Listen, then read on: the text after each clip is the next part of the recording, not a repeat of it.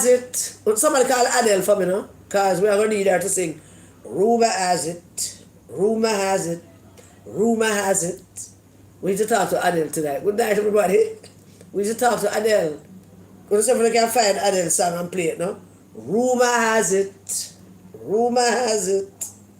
I mean, it's not one of my favorite songs, but it definitely is a good song for now. Rumor has it. Good night, everybody. Everybody good? Yeah? All right, then. Let's see. Do.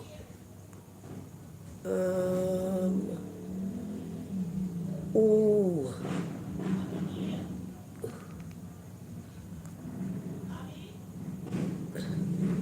Sister, I am going to be on live YouTube in a few minutes. Please, Abigail not here. Why she not in here? She was with me a few minutes ago, but I think she gone back to her place, her room. Check her in them room, sister. I tell you, I want to understand me, Madness runs in my family. And when one of them come from foreign, it's like the yard and madness overload. It's true. Alright, I'm looking for something that I should have looked for before I come on. So, anybody can find Adele song for me? Rumor has it. Rumor has it that I'm dating the Prime Minister. At first I thought it was word on the street. But after listening to 13 minutes of Miss Side Chick. Yes. What were you saying she gone? She's saying, understand me, they're on live YouTube, Oh, I'm sorry. Check out our room now. I'm telling you, when the mad one them come from foreign land, yeah, the madness increase. Alright, my apologies, please. That's my sister. She has been here for a couple of days. Thank the good Lord. She's leaving soon. So we can get back to normal. So we can get back to normal madness. You know? Yeah, so, yes. Rumor has it that the side chick is dating the Prime Minister. Rumor has it. I want to talk to Rumor. Anybody know Rumor? I would like to have I really would like to have a word with Rumor. Anybody know where we can find Rumor? Because at first I thought she was saying word on the street. But it's not word on the street, it's Rumor. Good night, Anne-Marie. Good night, everybody. I trust that all having a good time because rumor has it that the side chick, the little fucked out side chick will make her way to Parliament. Yeah, rumor has it that she's dating the Prime Minister. Huh? Well, yeah, the Prime Minister word. Don't stop using the Prime Minister word. Nonsense. That's a Prime Minister word. Rumor has it. Well, good night to y'all. Thank you so much for joining me. I have not been here for a while, but I'm sending out those history thing. Hope you listen to the history videos, And it's not hard to listen to because some of them is like 8 minutes, 10 minutes, 11 minutes. I think the longest video I put out is probably about 22 minutes. So I don't have time. Go watch it and make us see what I go on with that. So we're going to start from tonight, except rumor has it. And that's where we're starting from tonight. Rumor has it. Rumor has it that Nikisha, side chick, Burchell, first time, never will be again, member of Parliament for South St. James, have now evened up her dirty self and put it right beside our clean, nice Prime Minister.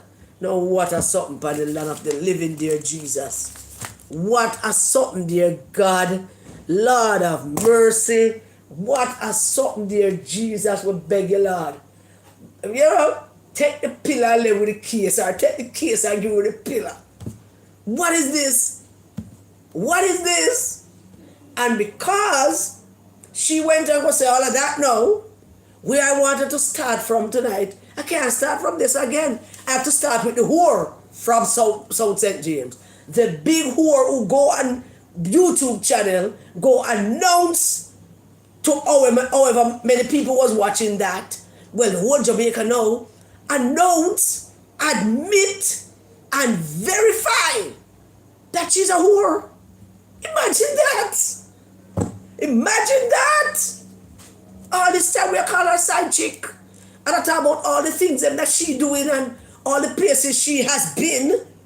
She went on YouTube and like a whore, like a prostitute, like a fuck out, done, whatever. She just got admitted to us. Say, yeah, I like men. I've dated a lot of men. Yeah. You didn't get a part? Yeah. Because I dated a open man? Yeah. I am a whore. Now, I want you to forgive me. Michelle separated and give me 13 minutes of her. And I listened to it twice. Because I want to make sure I get it right. Yeah. Now let's be serious just for a minute, because we're not going to be serious about this. But we're going to be serious just for a minute right here now.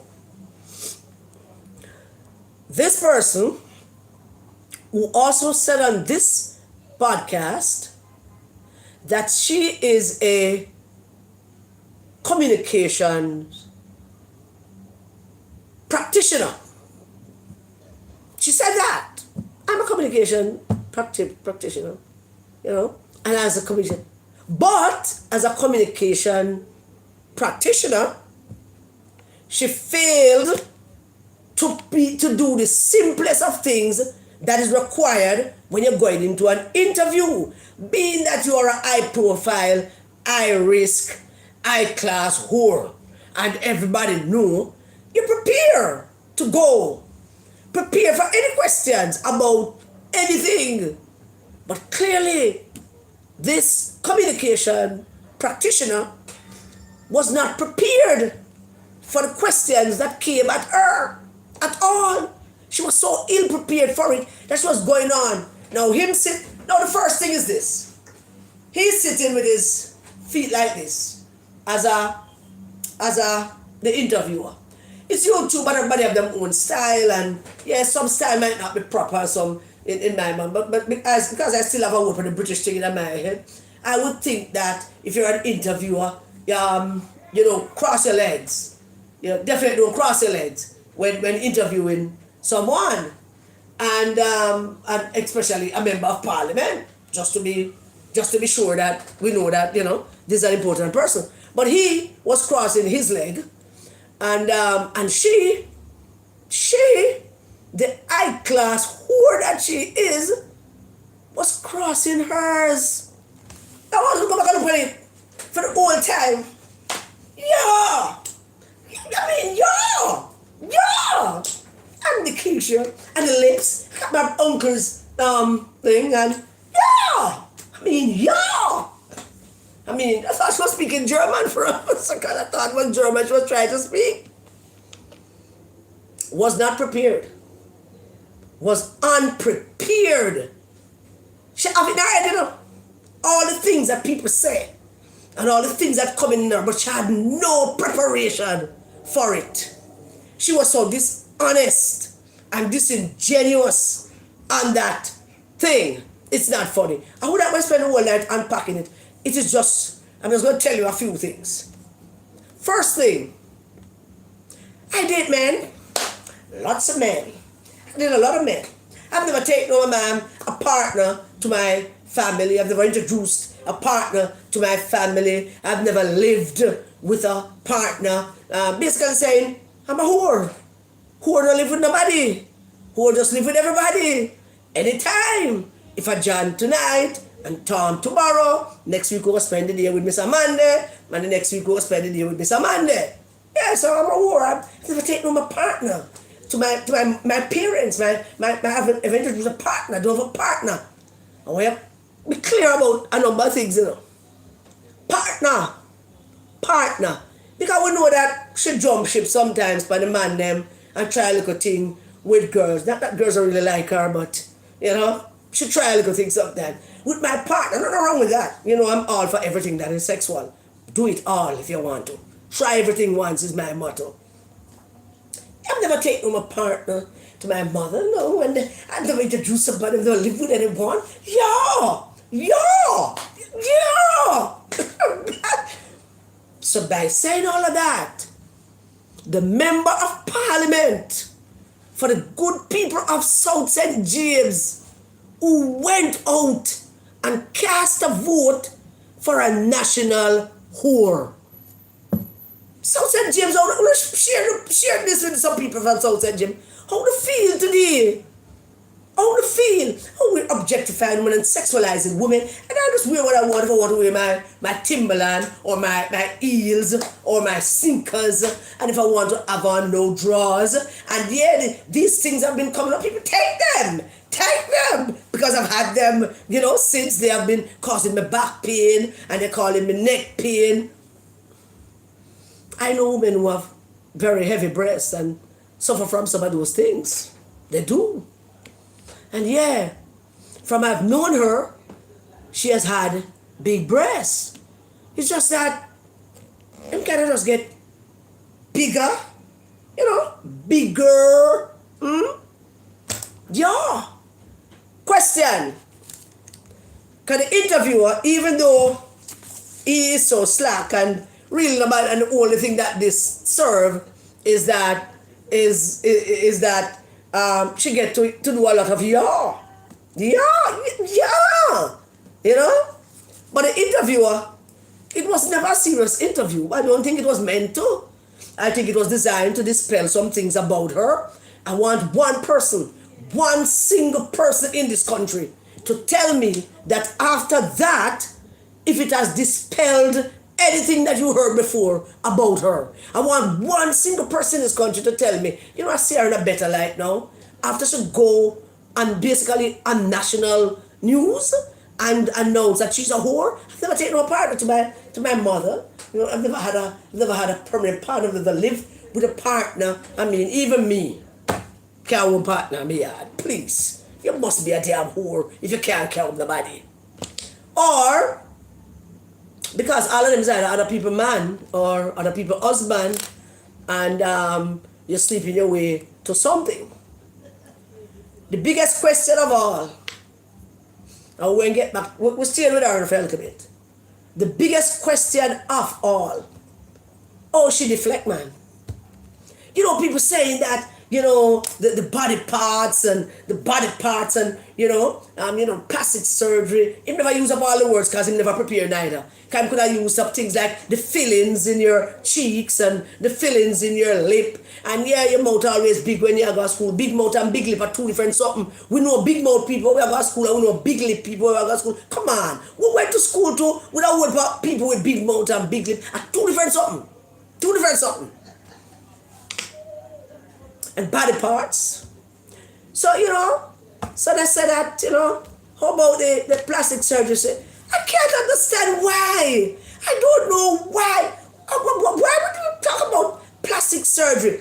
I know she doesn't know, I know she don't refute it, She just deflects and pivots. Classic liars who can't face the truth when it comes to them. Why did you go if you couldn't come on and be honest? Can you imagine what a difference it would have made tonight if she had gone on there and said, yes, it's my body, I've had a few, I'm doing the Botox thing, I inject over thing in my lip for make my lip broader, so that's how when I put my mouth over that thing there, I can hold it good. Yeah, you could have said that. I put injection in my lip to be a more attractive to men. Men are dog, they're a dog to rat, believe me. To be a more attractive and attract more men. And I like to be attractive and I like men to be attracted to me, and yeah. Can you imagine what a different conversation we'll be having tonight? Had she just been honest and said, yeah, I've done it. You know, I do a little Botox here, a little Botox there, and I need the lip because I have to go down so often and all of these men that I'm seeing that I need lip. I need lip hole. I need grit. So extend the lip. Girl, trust me, girl, you have dropped yourself in a forest go say, a kind of whoop ass. You have dropped yourself in a kind of whoop ass. And everything that we thought about you, you verified and you acknowledge everything. That you're a side chick for pretty much every little man with a name and a little money, and you're a side chick last week and you're a side chick this week, side chick today, side chick tomorrow, side chick forever. That's what you are. And a damn more. And you go on the podcast, go admit. I don't mean that you go admit because you were so unprepared as a communication practitioner. Practitioner, yeah. Communication practitioner. You were unprepared for a man to ask you how much money you have. So how much money you did sleep with. Unprepared. Did you do plastic surgery? Unprepared. And then I want you to be serious about you in this part, and I want you to understand me. Miss Nikisha Burchell. I want you to get a clear understanding of what I said to you. You hear me? I made it clear, absolutely crystal clear. I don't think anybody misunderstood what I was saying when I was saying it. And I don't like to repeat myself. But for your benefit, I'm going to repeat myself. When you're going at the Prime Minister at 1 p.m., you're not going to pass through me, whether you want to or not. So we not say it's not on the right to go at the Prime Minister of the country. Yeah, it's a right. But just think, people like you, we're not going to do it. Think. Remember, when you plan and do it and when they come, you must have ratted. I hear the crosses with man named Karen Cross. I hear you say, I have to go through she before reach. Because anything you throw at him, it's going to bounce back and come back at me and then I'm going to deal with your case. I'm going to deal with you. I am going to deal with you. No, I'm never set up the next fan. So here goes. You're in the Parliament. Now I'm going to tell you all about my visit to Parliament. I sat there and I watched the Prime Minister doing a little bit of barb towards the leader of the opposition and making, barbs, the usual barbs. And the Prime Minister took up a black hat. And the Prime Minister, of course, accused him of being bad mind, which he is. We all know Mark Golding, bad mind. He might not be nothing else. And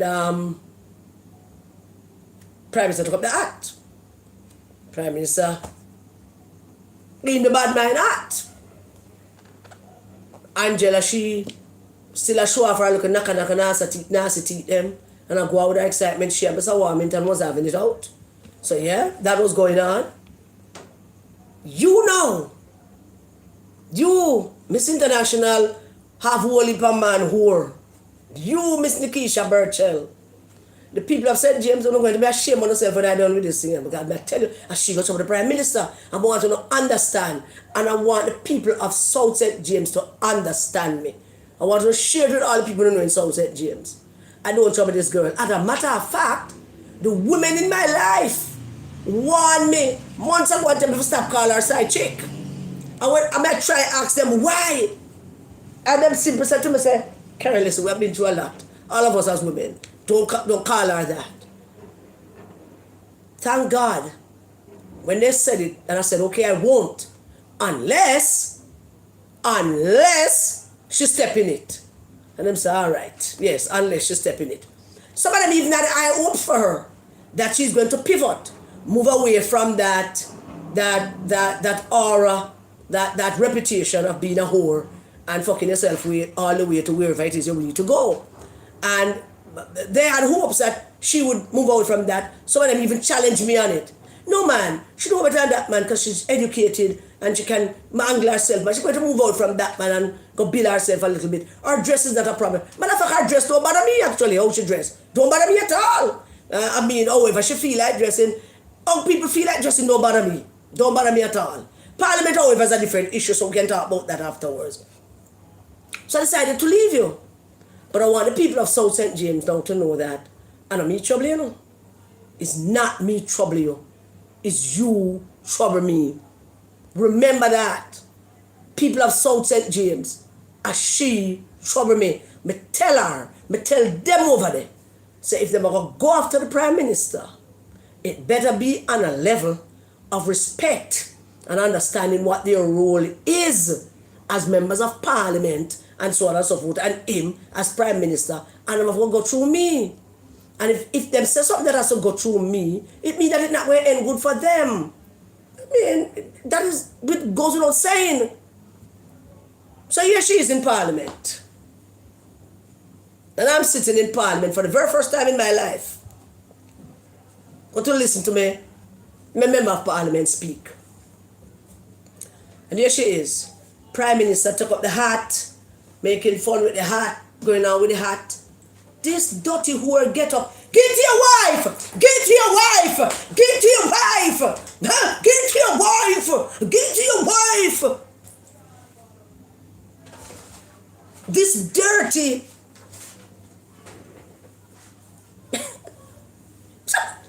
You all didn't see her? I mean, when you see it on TV is one thing, you know. To watch it from the gallery, whatever so-called gallery, not in person the gallery thing at all.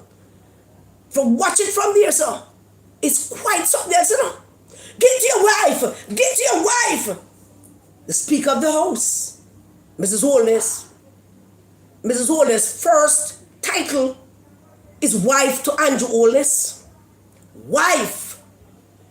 And husband, that's them first two titles, you know. Husband and wife, wife and husband. Their second title is parents. And their third title is what the role they play in government. So there's a Speaker of the House, the wife of the Prime Minister, the mother of the Prime Minister's children, who happens to be the Speaker of the House, sitting there, conducting her duties with class and elegance to make King Charles proud. And this nasty whore out girl, get your wife! Get your wife! Get your wife! And the whole of the sitting there come up. And everything I go down. And something I come up and something I bump and something I bop round and so on. I don't know what was going on with her. Get your wife!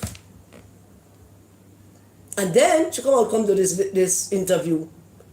So, if I'm to connect the two things, I would say this. The moment that she said, rumor has it that she's dating the Prime Minister, there's a little flash across her face immediately that she recognized that she should not have said that. She recognized it. There was a quick flash. It happened fast. If you're not as good as me for watch people's reaction and read people's body language, you would not see it. But a quick flash went across her face. She said, rumor has it that I'm dating the Prime Minister. And then bam, a flash came out first. She said, damn, I probably shouldn't say that. But she go ahead and smile through it and do what she want to do and so on and so forth. And then she proceed to disrespect the Prime Minister. Yeah. She and the little half idiot will interview her. Don't know him, but he is clearly an half idiot too. He not do nothing, but he's an half idiot. So in the Parliament I talk about give to your wife, going at the Prime Minister, who was making a barb at the leader of the opposition, who never even answered the Prime Minister, who said nothing. Can't say nothing. None of the man them around him said nothing. But this nastiness, this low grade butu,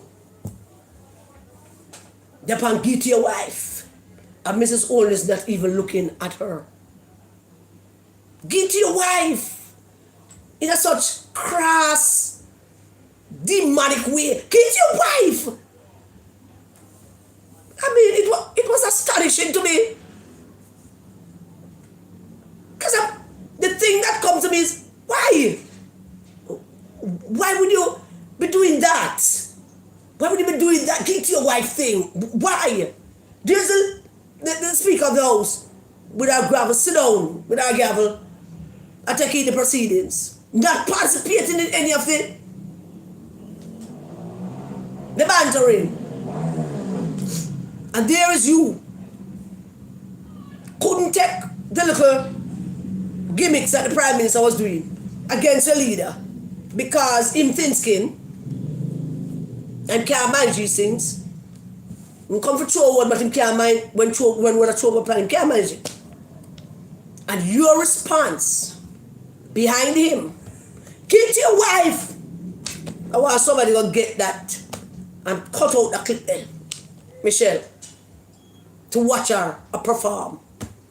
It was a most disgraceful performance. But if I intend to talk about Miss Angela Brown-Berkshire, because she spent a total of 13 and a half minutes just back and forth with Mr. Warmington, trying to slow down the Prime Minister's speech, trying to put a spoke in the Prime Minister's speech, trying to make the Prime Minister want to stop, which I believe that was Angela Brown-Berg's intention. And she would even go fix the teeth, and that she can do that with a good smile. But she and Mr. Warmington was having a go at it. There's that. But she, Miss Side Chick, the woman who told us that she's a whore, was never taken a partner to my house. I'm never shown a partner to my mother. Your mother must think that you're a dirty, nasty whore. Yeah, man, your mother, you should be carrying several partners to your man. Mom, this is my boyfriend. Mom, this is my girlfriend. Next week you come back and say, Mom, me and him break up, and me and him go. Mothers need to go through them things, you know. But it seems like you know those things. You have never taken a partner to your wife, and you to your mother, and you feel so damn proud about it. Not knowing that by saying that publicly, you're admitting to the public what we all know you to be. A piece. Just a piece. That's all. This week a man have the piece here. 2 months time, and next man have the piece. Next time a man have the piece. Back in the PMPYO, the male, let me know, the men, the PMPYO never won a jacket. We had one jacket. One normal man jacket. And it was such a fortunate thing to fit everybody. So Keith have it this week. Keith, you need to get the thing clean. So Buck are gonna weed that, Lorenzo are gonna weed that, Dead are gonna weed that. Everybody had one jacket. And we dry clean it off. You dirty nasty girl. Key to your wife. How did Mrs. Oldness end up in that crosstalk? How? So it makes me wonder. And my mind tend to go off wondering all kind of thing. Give to your wife when it was uncalled for and totally unnecessary. Can you tell him, you put it up on your head? That would be better. You put it up on your head first or something like that. Give to your wife, who's the Speaker of the House, who presiding over the proceedings, not involved in no conversation or no argument. But you felt you had to go there. And I asked myself, why? And then you went and do this thing. And then you say, rumor has it. More going to find out. What do you know about rumor, eh? More talk to rumor. More want talk to rumor. More find out where him have. Rumor has it that I'm dating the Prime Minister. Can the two things be connected? Could it be that this nasty girl putting herself out there trying to ignite a flame with the leader of our country? Could it be? Don't put it past her. Whores have very strange behavior. They're always aiming higher. That's why they're a whore. They're always aiming higher and higher. And since she did have a bunting, and a still bunting thing whenever I want to lick it down, I can imagine. And the day I feel like I want some big boobs to bounce pan him, just send feet. Because I feel. And bring her in at Parliament, bring her in politics, set her up and all of that. So you can't take it any time he want. But he's not going to make it to the Prime Minister chair. He's not going to make it to the Prime Minister chair. So she now want to be associated with our nice clean 1 p.m. What on earth nasty this? No, serious. What a dirty woman. Girl, you have no idea what you did. And for the next couple of weeks, it will dawn on you what you did. Nobody not quarrel with you at your aim high, you know, if you want to go sleep with a prime minister. You can aim high. The nose one, alright? You can aim high. Aim high for that. But I don't want to. But having discovered that bunting that will make it to prime ministership, she now decide that she's going to make a play for a nice clean prime minister. And by doing that, you know, alert everybody. Everybody's on alert. So if we did think that your dress in parliament is designed to catch flies, we are now absolutely certain that you want a rumor to be out there about you and the prime minister. Want to share the live and like the live. Don't just let them must appear laughing and liberty. Good night, darling. Share the live and like the live. Then the man asks her about the plastic surgery. That's a plastic surgery. She deflected. How could I afford plastic surgery? How could I afford plastic surgery? Everything is about plastic surgery. No, she doesn't know. No, she doesn't know. No, she don't come out with a definitive. No, that's not true. No, the mouth is not fillings because I need broader lips to hold on to them things, you know, because some of them things they're soft. And some of them things are thick. Some need broader lips by which to maneuver. Yeah? But, you know, inject the lips. No, I didn't inject my lips. My lips just grow naturally. I would have drink out a bottle. I just let the bottle and spread them out further because I need breathing room. Because some of them things they're thick and slimy. I need all of that room. Or no, I didn't inject nothing into my cheeks. I inherit my cheeks from my father. I want to see a picture of the father. Really want to see a picture of the father. But young women like Nikisha Burchell find themselves in this kind of position when they start not from the starting line. They start in the middle of the race. And the only way into the middle of the race was through some man with, you know, money and power and influence. And me not beat up the woman where deal with men with money and power and influence. What should name them out? Truly. Yeah. Me not beat up about that. But she, as an individual, she came up through the politics through that. Not on her own merit. She couldn't share a story. She couldn't sell herself in a positive light on this program. She couldn't say to the fellow, you know, I grew up like this and I went to that school and I always thought that I want to be this or I want to be that and here's how I work towards it. No, she couldn't sell that story because that story can't be sold. There's no such story. Your assistant to Bunting, all a Bunting assistant, them and girl them. Argument done. You roll your way through that. You stayed with him through thick and thin because he's the only stepping stone you have is him. In spite of the fact that you have an education, the education can't move you fast enough. So you need to be near him and he's the one who's going to lift you up as long as you can draw on him pants and sit down on him face and oh my God, no, that's not a nice look. Not a nice look at all. No. And that's how you came up to the politics. You didn't work for it. What am I saying? Of course you work for it. Damn. Of course you did. You work for it. Everything. You work for it. But not the... She said no. She has never had a traditional relationship. That's because everything you have now, you never went through the traditional channels. Girl, you should keep quiet. You really should have.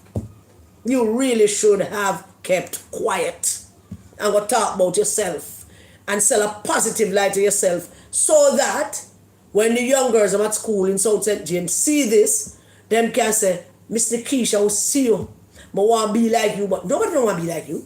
Well, which people in your school are going to tell us that they want to be like you? You have never taken home a partner to your family. You have never had a permanent partner. You have never lived with a partner. And you keep saying partner like it's a damn partner drop. But I mean, you keep, never do that. Or you never do that. Never had a traditional relationship. What if a fourth farmer asks you what is a traditional relationship? What would you say to them? And what would you say when they ask you, so how come you never had one of those? Are you going to say to them, boy, I was never in love because I was busy sleeping my way to where I am now, and being in love would have been an hamper. That would have hampered me from where I am now if I should stop, take a break, take a breather, and actually go fall in love with someone. It's a wonderful thing to fall in love, trust me. And if you miss out on that as a young woman, then your life is sadder than I thought. Much more sadder than you thought, because by the time you reach my age, you will not have the memories that I have to lead on. And the only thing you remember is that you never did that. No, man, be like me, man. I've done it all. But I'm saying to you, you had an opportunity to make your constituents proud, and you chose otherwise, to say to people that rumor has it that you're dating the Prime Minister. And I don't know what going through your head as a communication practitioner who was unprepared for these questions. I don't know what going through your head. Should a young person ask you some questions leading from that? If I was in my area as politics, I set up a dozen young people already for asking them questions. And I'm start out St. James people with them just 5 years just asking them questions that you can give them some answers to. Your dirty behavior in Parliament, that telling for give to him wife, like you have some angst against the Speaker of the House, who was not participating in the barbs at all, and deserve the respect of being the Speaker of the House and earn the respect of the House members. But no, you don't have to do that.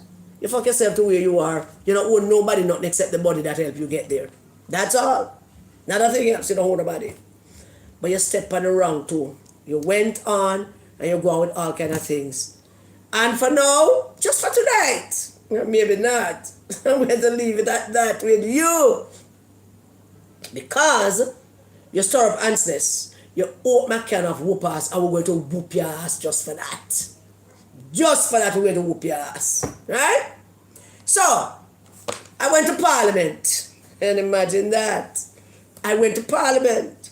For the first time in my entire life, I went to Parliament. And I should tell you, in all my years in the PNP, I have never been invited to go to Parliament. Never ever been invited to come to Parliament. Karen want to invite you to come here to lead a speech. I want him. No, never ever. Not once. And I'm starting to think that, boy, I don't know. Is it that I never had no value then, or is it that it was important to me? Because, I could have get a pass, I could have gone if I wanted to. But nobody has ever said, here, come, But I mean, I won't against somebody. That's not a thing. It's really not a thing.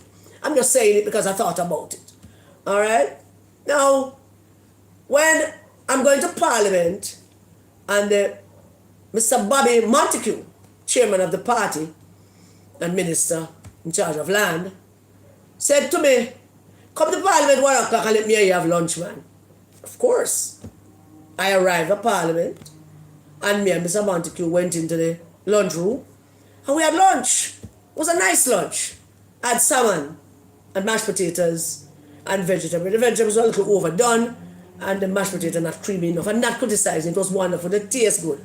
It's just my own taste bud. But the salmon, absolutely fabulous. Whatever it is that we're trying to achieve with the salmon, they achieved it. It was a great lunch. And the lunchroom is not so bad. It's a nice lunchroom. Very, very nice. Maybe it's the fanciest place in the whole building. It's a lunchroom. And so me and Mr. Montague had lunch, and young Matthew Samuda pulled up his table and joined us. And we had a little chat about our own politics and stuff. And then Minister Dana stopped by, and I wanted to share an idea with her, and she sat down and listened to it. And we had a nice time. And it was great that we had lunch in the park. I've never been there, never had lunch there. The salmon was good. To the chef.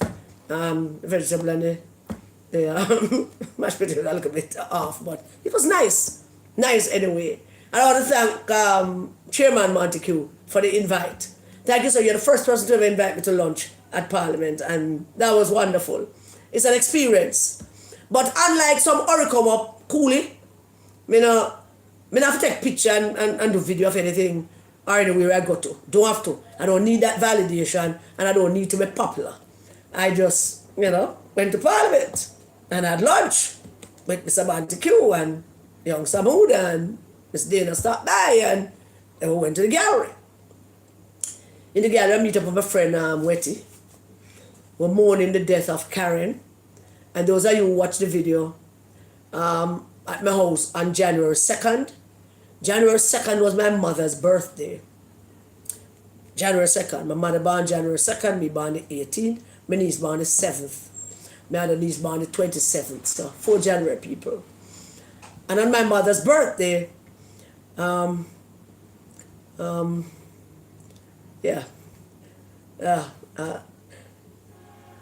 on my mother's birthday, I invited Wetty and Karen over, and some other people who we know, these people who have visited me before, Janet and Gloria, and I'm gonna wait till Michelle send me the next name, because ladies, I am sorry. And you know I'm not good with the name thing, but there was Janet and Gloria and two other ladies. Jesus have mercy. But they were here, and when he came with Karen, and then I went to Shower Chris set up down by Tivoli, down a town there, and we hung out, and Karen was there, and I asked her why she not dance, and she said she don't feel 100 still. So you can imagine my shock when Minister Mackenzie sent me this thing, rest in peace, Karen. And we just make some neighborhood friend. And 2 that already made me need to start making neighborhood friend. Maybe I'm me. I don't know. I'm just saying that it don't feel good at all to just meeting some people. I knew Chris long time. But I just met Karen on inauguration day. And we become close, me and she and Wetty. And she just died. And decided she shall go to her business. And that is hard. Friday night was the night. I couldn't get to go there because I had to be somewhere family thing. So we have to go down a Tivoli a day with Wetty. But Karen was in Parliament. Wetty was in Parliament. Karen would have been there. As Wetty had my seat sorted out and we're there. And here's my impression of the Parliament now. Apart from that lunchroom, the whole place a disgrace. Utter disgrace. It's a dilapidated place that nobody should be hanging out there talking about them their Parliament. And I can understand some of the reasons why they behave the way they do. The building has something to do with it. It's an old, dilapidated building. No matter what you fix and paint, how much picture you put up a bus stand, song stand, no matter. It's a dilapidated building. It's hot and drafty in some cases. It's a dilapidated building. I'm going to write to King Charles about it. So I'm not planning to build Parliament forever. We're going to damn build the Parliament, man. It don't look good. It's not a big deal. I don't see people inspired coming into that Parliament for Sloan the Gallery. It's not an inspiration spot. In addition to the whole pop dog barking that's going on between the two sides. It's a dilapidated and cramped space. The public there's no room for respect or enjoyment from the public. I used to run our organization here in Jews, and we used to run a summer remedial reading program. Every summer, we used to have this summer remedial reading program where we get some teachers who know about children with reading disabilities, and we have classes over by St. Mary's Church. And it's 4 days a week, for the entire summer. Them do all kind of thing, environmental thing, but mostly to help them with their reading disabilities.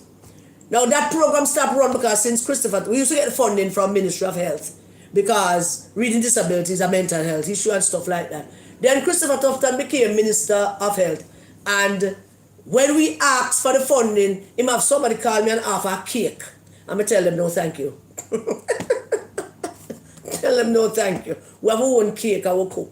But I'm sharing the programming. Yeah. So we have not had it since he became Minister of Health. Because we're not going to up and down look for funding when funding is available in one place.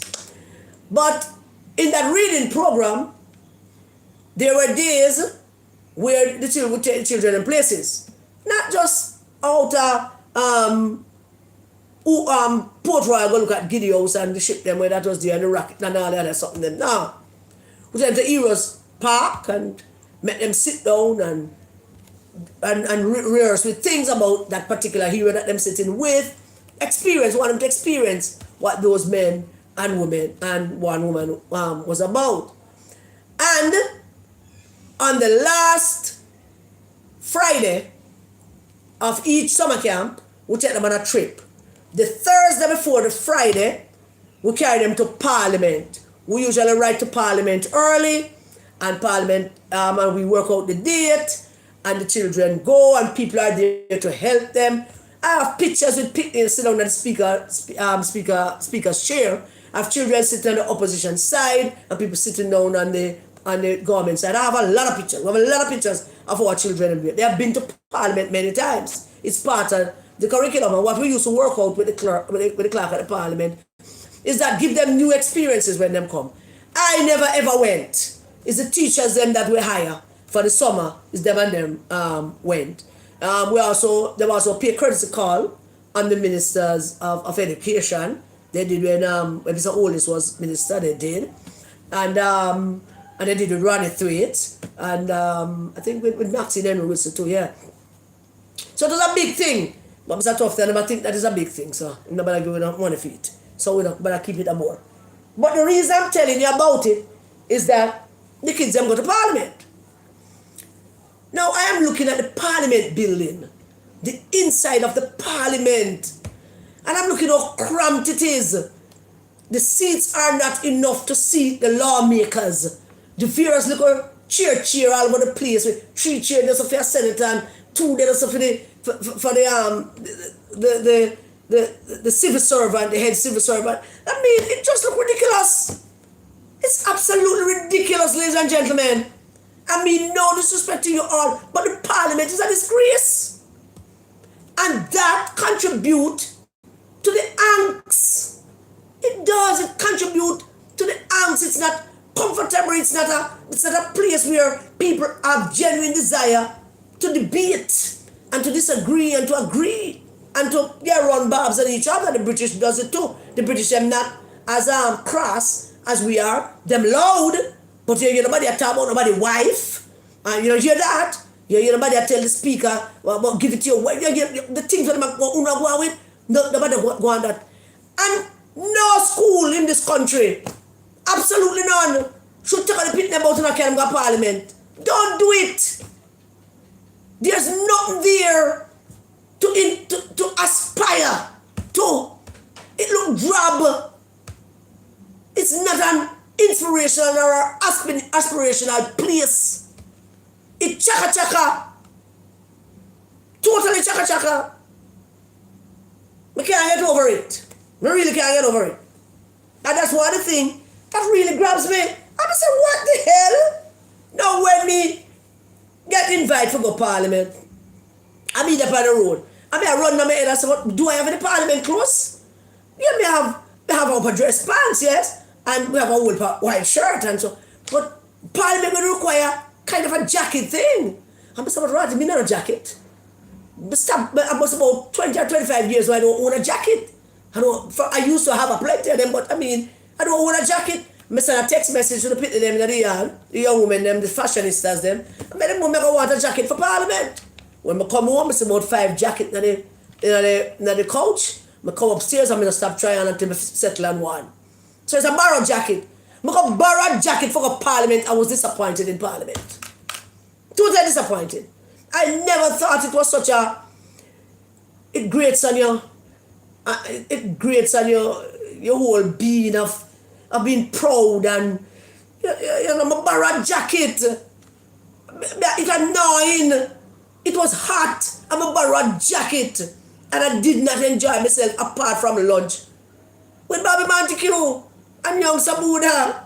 And we had pleasant conversation in a nice place with nice air conditioning, nice food. But the parliament is not all it cracked up to be. I don't want no picnic in this community in an argument about the parliament going. None. It has absolutely nothing to aspire to. We have to fix that. And years now, we want to talk about a bill parliament. I want to have the land and the money in place. Well, we can't find a builder. We have a builder. We can nail things and mix cement. And I mean, it's ridiculous, man. It's totally ridiculous. Absolutely ridiculous. I did not enjoy the parliament at all, as I should have enjoyed the parliament. It's not enjoyable. Too much turns and curves and one could spat over this and one could itch up this. What the hell, man? What wrong with you, man? I'm going to fix the parliament, man. That's not ready. I don't believe we should at least go into the next election with some semblance of a parliament building. Everybody, the prime minister said about build a parliament and the parliament can't build. Huh? The only thing that attracts the children to want to be in politics or even show so much love is because them have this thing on them head. That is a big thing. If they should go visit the parliament, they wouldn't think so. They wouldn't think so. It's not a big thing. Not a big thing at all. I have walked through the United States Capitol. I have walked through the Parliament all in Canada. Walk through the man. Fix the place, man. Lick down the building. Move, man. We need to move. We need to just move. Yeah, just move. Because that now make it at all. That's not a good parliamentary building. I'm a feel vexed that I borrow a jacket for come down there and never comfortable. Not at all. Yeah? So that's my parliament experience and I was not at all Michelle, if you tell me what's the name of the other people that was here. And my mother's birthday, January 2nd, with Wetty and please just remind me of the names, huh? So I can talk about it. So yeah, that was my experience in Parliament. But apart from that, I went to see my Member of Parliament perform. And boy did he perform. I mean, I sat there and I looked at him and something flashed across my mind. What flashed across my mind was about 5 months, wasn't quite 6 months after he became Member of Parliament here. Remember brethren Mikey, we see him somewhere by past, and he's almost come and check him. And we said, where's that? And give us the address. At the time he was working with Mr. Tiago. And we went to check him. And that is what I watch him sitting on his desk doing him work. And Mr. Tiago was a video. And that image came back to my mind watching him perform. That image, and I saw two different images. The boy from 57 Cumberland Road who in some big suit. Him suit them a big up and him. My sister used to buy the suit them for him at this the store. She used to remember the name of the store. And you know, just put them on as them come at Macy's. I think my sister used to work at Macy's and buy a suit for Mr. Oldest. And I look at that image in my mind and I saw the man, how grown he has become. It's I mean, history is an amazing thing, you know. So I love history, so, you know, because all of that is history. And look at us now, making new history at a different time. His presentation was, I mean, nobody can find nothing yet. You're not even mark people them yet to say anything about the Prime Minister's presentation. But that's the next thing about the party as well, is how most of the opposition didn't bother show up. Never think them need to show up. So when Fitz-Jackson and all of them go back to them constituency, we will be out here for the next 2 years. watching the parliament attendance and will be asking people what the hell them vote for.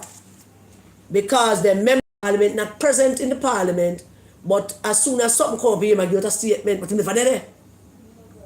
Can't speak of anything about the Prime Minister, so he never did it. The Prime Minister delivered a rotted budget presentation, I'm telling you.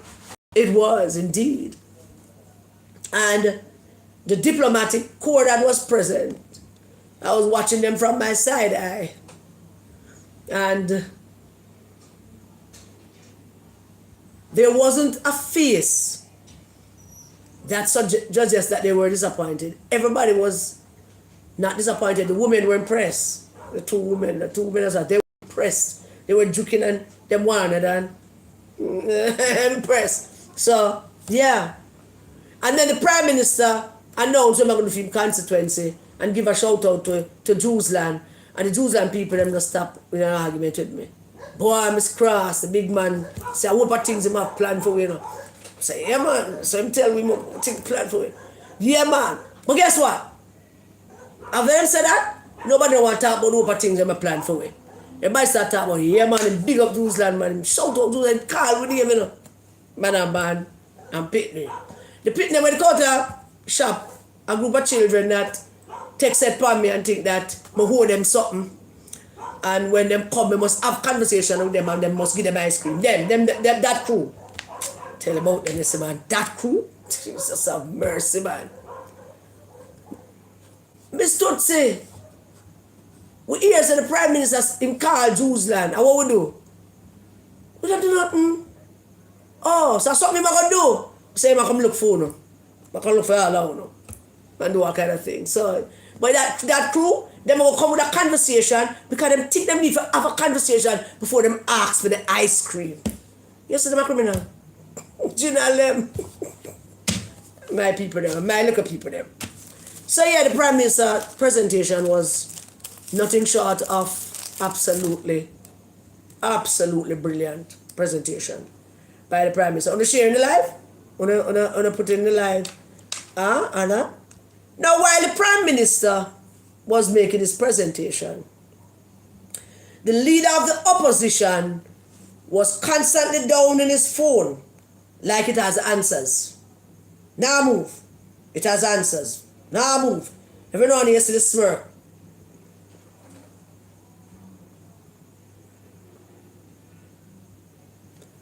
Now move. In and phone. The leader of the opposition. When he gave his presentation, the Prime Minister sat in Parliament and listened to him.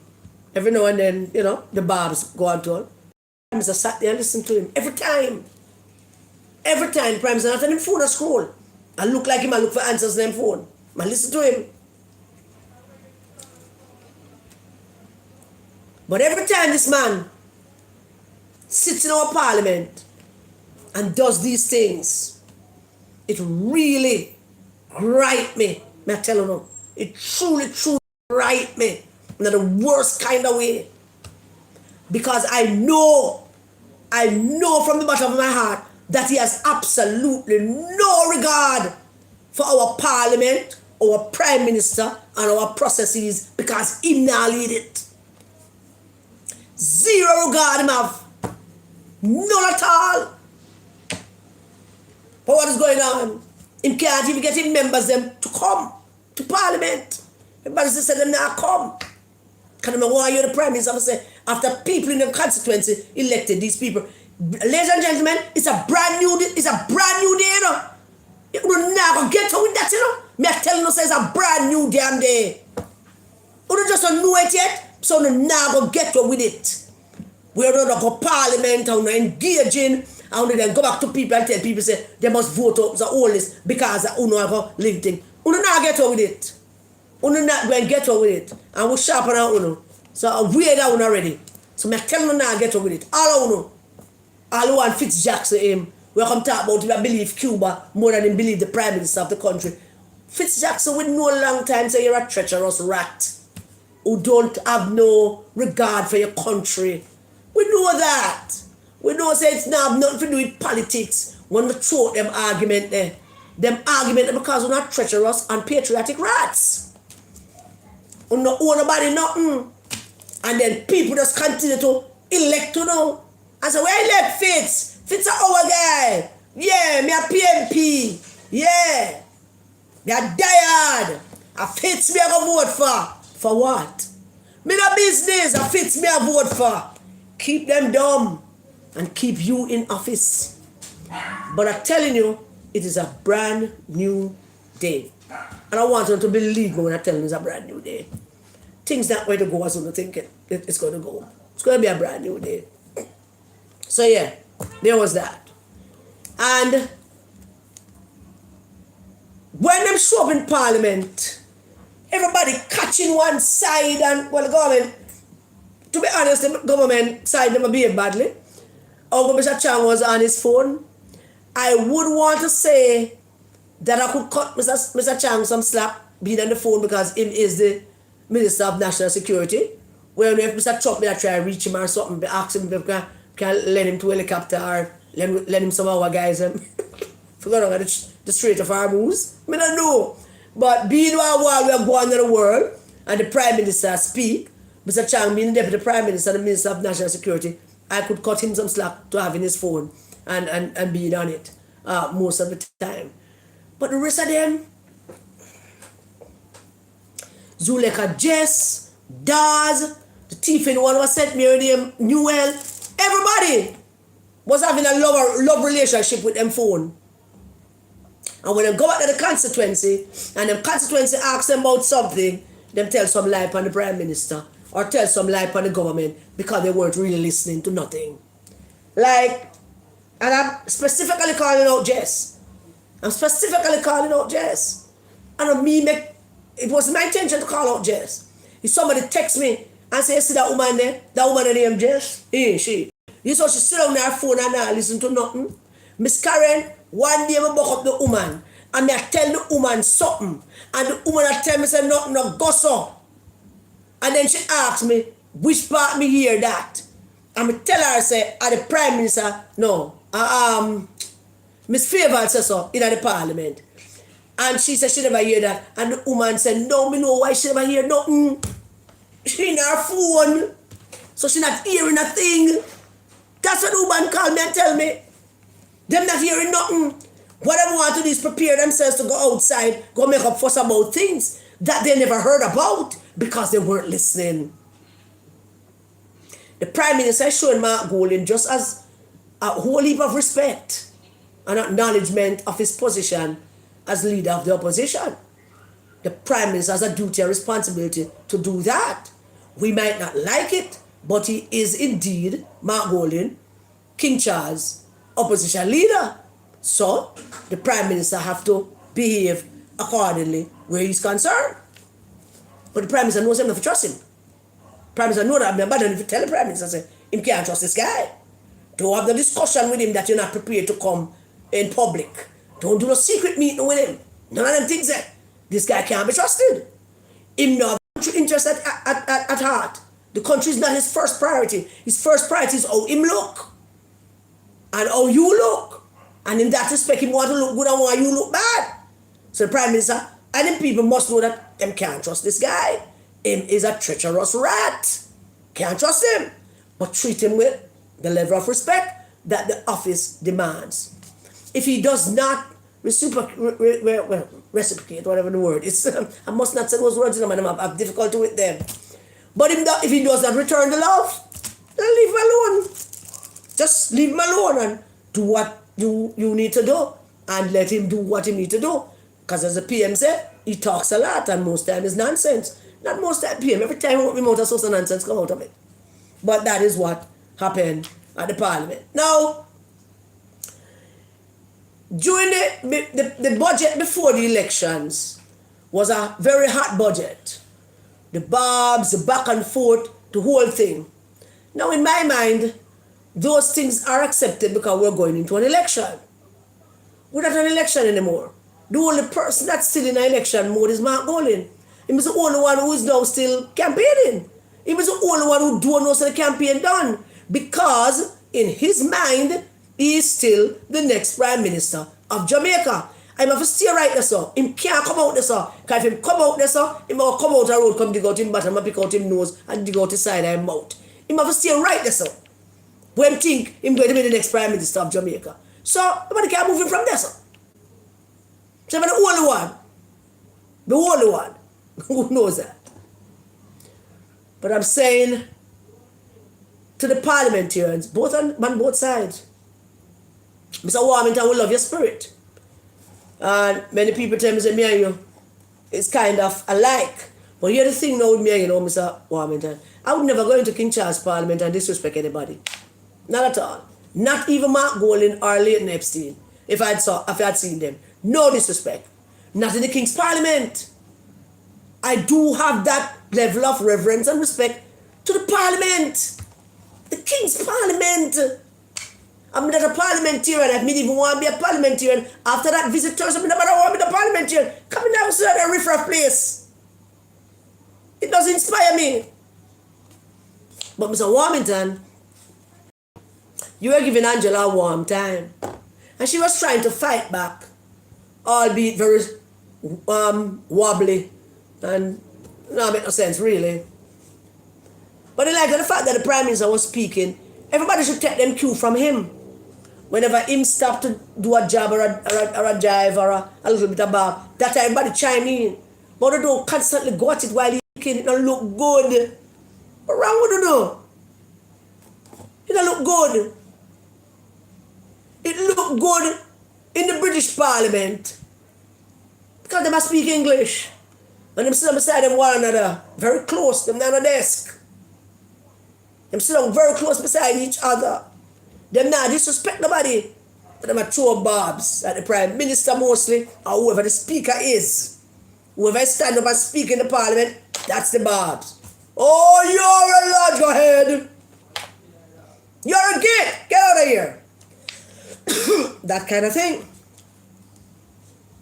And whenever the Prime Minister is speaking, they will have a whoop of things to say. And them only interrupt when the Prime Minister pause. I wonder if I watch it. What do you think I like me to tell? And today I'm here to talk about the war in Iran, and we're not going to go in there and we're going to just pause. Go! Go! That's the British. Them do it nice. But they look good. Don't look good. Funny like Parliament, they make like Prime Minister speech.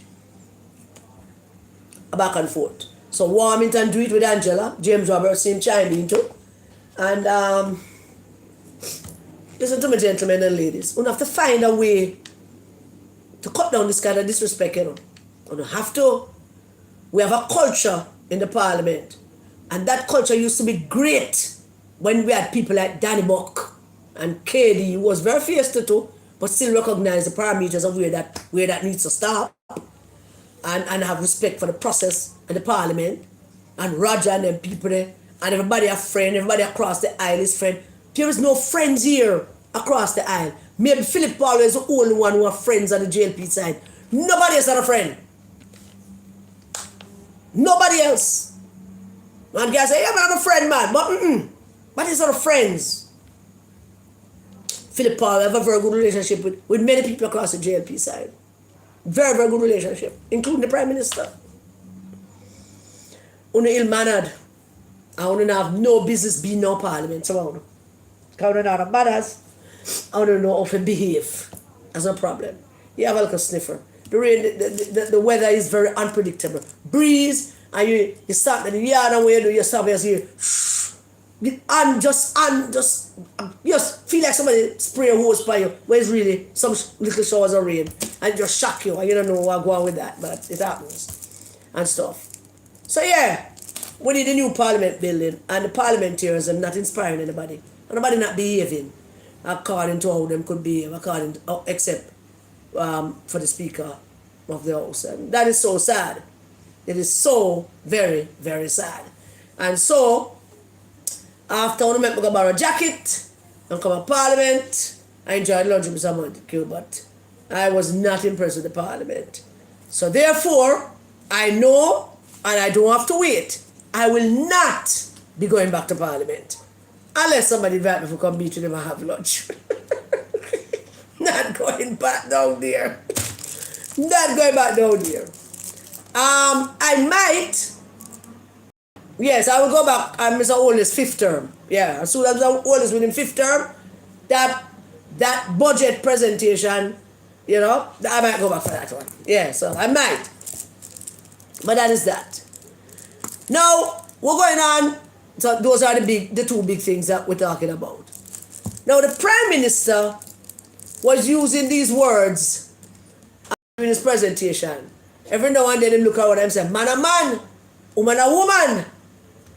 And many people did not understand the context in which he was saying it. About people, he was talking about being bullied by the opposition. He was talking about people that come bully anybody for do what they want them to do. And that is really the context of which he was saying it. Now the media, everyone out, including nationwide, all out, tend to go off as soon as the 5 or 10 people that call themselves the LGBTQ community, them have nothing else to do, you know, because them can't take on the big issues. There's no LGBTQ community media personality. There's none. There's a group of people still in them closet where them are hang out of one place every now and then, hiding from the Jamaican people, and then every minute that somebody says something, them send out one statement and think somebody frightened for them. You are not frightened for you, because we don't have no power. We don't have no power. None at all. When Mr. Pitt, the man over on YouTube channel, did mess with me, I'm talk about him. Me send some big ass red and white woman, God give him a link. That's power in the LGBT community. So, me don't know who not talk about. The Prime Minister not chat to Uno, I wasn't referring to nobody in the LGBT community. But because we don't have nothing to do, because we still hide in our little corner, a few of Uno collect international money and personalize everything, and everything is about Uno. Uno in a community. I help the LGBTQ youth, them we have issues. Uno them nowhere do nothing. All they do is get up an issue statement when somebody says something like nobody business with Uno. What the business with Uno? Nobody see Uno. Uno can't argue for legislative changes. There's a law on our books since the 15th century that buggery, that criminalized buggery broadly between men and between women. Yeah? And many men have buggery sex with them woman. Probably not them wife, but them girl. Them girl or wherever them go get it. But you can't take on the big issues. Them the issue too big for you. That will require you coming out of the room on the inner, that little closet that roll around and hide up in and talk about LGBTQ community. It is nothing. Absolutely nothing. And every time you walk on in this country, I'll be on it. It is nothing. You go find something to do. Uno and NIA and the rest of them, 5 or 10 of them together, talking about things that don't concern you, because you don't represent a body. You don't represent anybody. Have any of you made representation to the government about that law? Have any of you made representation to the government about anything at all to do with the LGBTQ community? Property, marriage, anything at all? Have any of you, because if you make representation to government, them can't keep it secret. Now if you talk about it, where them want to, yes or no. Because a whole of people in this country like to make people believe that, oh no, Jamaica will not do that. The whole out right, I lock up another class. Don't go, man. What do you think people for idiot? The whole out, all the pastors, them. And them first. No, them first are run out. Them went out about them church now. Because people start going to church. But they're not with them. And them first are run out. When Dev and Dick suggested to the people at Boulevard Baptist that them need to discuss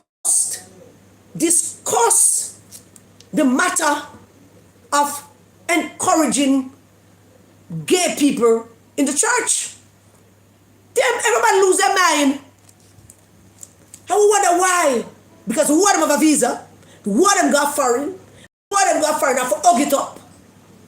But them there, Oh no, let us not have that discussion. Dev and Dick want to have the discussion. When Ernie Gardner was priest at my church, oh, him encourage them. Everybody come to church. Him now open the LGBTQ club. Him now go out now. Him now come to church. And one God will serve. The same God will make you and the same God will make me. I never specialize. It's the same God that talk about love. And him never add nothing to it. It's just pure and simple love. And we can't tell about who for love. But only in the LGBTQ community, we're afraid of the shadow. I'm afraid of the man that said my pastors. Them now not old pan people anymore. It's a brand new day. Brand new day. Here in Kingston, Jamaica. All of Jamaica. It is a brand new day. They have no hold on anybody. They can't tell anybody nothing. Because most of them are hiding in their own little closet. Because everybody look for a tighter thing for put them together. Just like that. And Uno, who claims so now LGBTQ come here. I don't know why the news media keep doing that, you know. I give her the visibility. News media was calling me in one day. And ask her what you do. Share it with me. Tell her what you do. How much I know. Who are who? Not this one dread not the dread one. I know him very well. But I mean, it's nothing. Inconsequential, ineffective, can't affect no change in the country, nothing at all about anything. You don't even know how to affect change that has nothing to do with the LGBT community, but could eventually reach here. You don't shut your ass up and sit down. Takes 100 chair and go sit your ass down. And don't come out here. Every time they come out here, they aggravate me. They aggravate the hell out of me. Because you're not a spine. You're spineless. Very spineless. If I was ever at all interested in talking about LGBTQ issues and to lobby the government to look at this 15th century law and throw it out and decriminalize the buggery thing, because everybody are the buggery. All the lawmakers, them are the buggery. If I was ever to take up that issue, you're going to chat to me. You're going to chat to me because you're afraid. You're not going to go to Parliament. You're not seek to have consultation. So nobody never look for you. And for that, the country, the Parliament, the lawmakers, them have absolutely no regard for us. None. That is what we. So why would anybody do that privacy of their bedroom for them business? But it's a national matter. And that is what we. And we do business with them. And then we and them back up somewhere. And everybody busy with everybody. So I mean, don't do it. Shut it about, man. Sit the ass down. God, I miss the fan. But when you can't just get up and talk about every little slimy, every little ningy thing, when you get up and come out and make a statement, like, I don't understand, no. Truly, I don't understand, no. And the budget and the Prime Minister's budget presentation, two things, some academics, some analysts, Mr. Hickey, I think, talking about the Prime Minister did not mention anything about food security. It's a good point. It's a very, very good point. The Prime Minister didn't mention anything about food security. But what Mr. Hickey, well, it's a good point. I want because the Prime Minister covers pretty much everything that would incorporate, that him just never use the words food security. But I saw him still up talk about we don't want words to be used even when they have no meaning at all. Words like livable wage and all that foolishness there. But you are absolutely right, Mr. Ike. But I'm saying to you that if you look at the broader picture, the matter of food security was dealt with. You can't deal with the economic issue without dealing with food security issue. But in any case, I don't think we have any food security issue. I don't think the world have a food security issue. Everything expensive. Everything expensive everywhere. That is true. The war in Iran, we'll talk about that later. That does not affect our food security. Because we were not getting any food from Iran. And the American people have a very kind of a stoic way of dealing with wars. Them talk about the watching on them TV, but them going about them business. Manufacturers still manufacturing, them still building cars, them still going on with crap. So there not stop. The wheels don't stop running because Mr. Trump and Mr. Netanyahu playing war games down in the Middle East. The wheels don't stop. So while it's a good point, I get it why you make the point, but yeah, it don't make sense, you know. Somebody was also making a point about the retreat of intellectuals and academics from our discourse, and I found that so interesting. I don't know if it was like Mr. Ick himself or somebody else. The retreat of academics and intellectuals from our public discourse, and it truly that got me, because there's a simple explanation for that.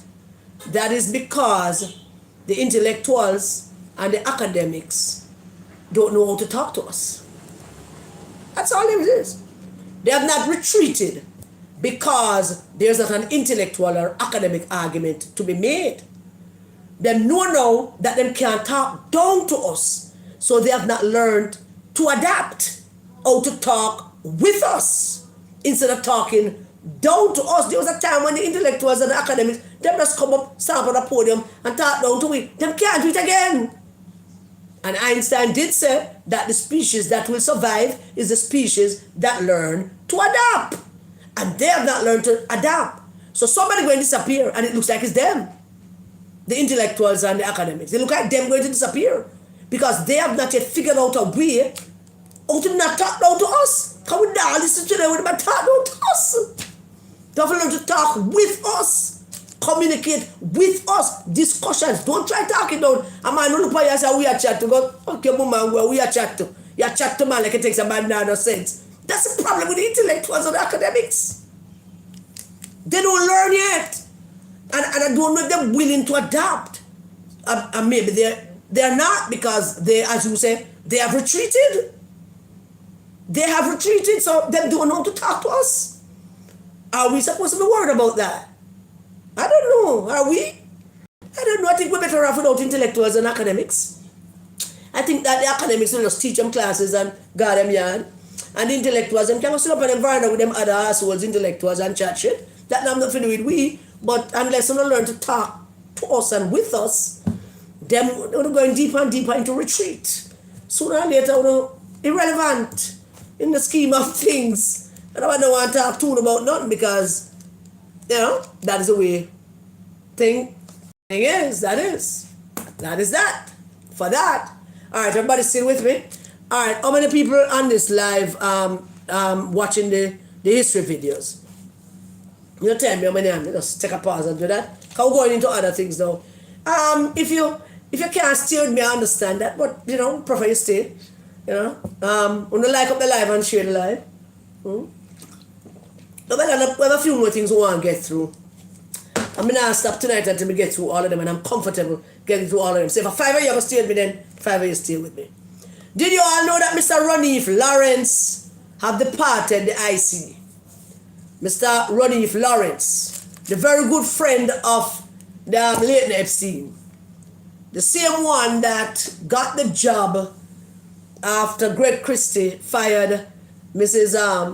Prince Kamika and did not renew her contract, and instead gave the job to Ronif Lawrence, because I'm a late Epstein friend, and a whole bit of fuss was made about that. All of us made a little bit of fuss about that, about his appointment. We were worried about all that. It was the same thing too that caused Mr. Bartlett and Mrs. Johnson Smith to write to Justice Beswick about his appointment and asking for her to look into the matter as to how he got there. And that caused a little bit of angst too between Justice Beswick and the wider social media apparatus, because we don't have the behavior and we feel strongly about stuff. And so there was that. And then bam, just a couple of months later, not even 1 full year in his contract, him up and gone. And I don't know what to do with that. I don't know. Him just up and gone. Now my wish, my fervent wish, is that everyone in just up and gone. How about it, ladies and gentlemen? All of you commissioners and the Integrity Commission, how about all of them just up and gone? Because Ranif know that his appointment was not legit. Him know. And him saw the beating that he got. And him just decided to say nasty. I mean, I don't know what caused that. I've got to look deeper into it. But I'm glad. I've said it before and I'm saying it again. The country do needs an integrity body. We do need one. But we need one with integrity. One where people going to do the right thing. Nobody not take a bribe from the body. Nobody not run no witch hunt on behalf of any political party. That's the kind of integrity commission we need. And when I reached down to the part where people, again, the Prime Minister talking at the anniversary celebration at Arabia Church about a decay in our moral fiber. We're going to talk about that. We'll reach the justice sites. And I don't know. I think the rest of commissioners have to go on too, including Justice Beswick. But here's the thing. Yeah, would I like them one? But what sense would it make if they go? And our parliamentarians, the people who are charged with setting up this thing, what if they fail to come together and fix this foo-foo law that Mark Golding wrote and almost destroy the Prime Minister's reputation with? Because that law was deliberate the way it was written to go after anti-oldness. Written by Mark Golding. Are our politicians, the lawmakers, are they going to sit down in Parliament and look at each other and say, ladies and gentlemen, this affects all of us. We are the Parliament, we are the highest decision-making body in the country. The people of the country elect us all here. We need to fix this. This law was a one-man fantasy.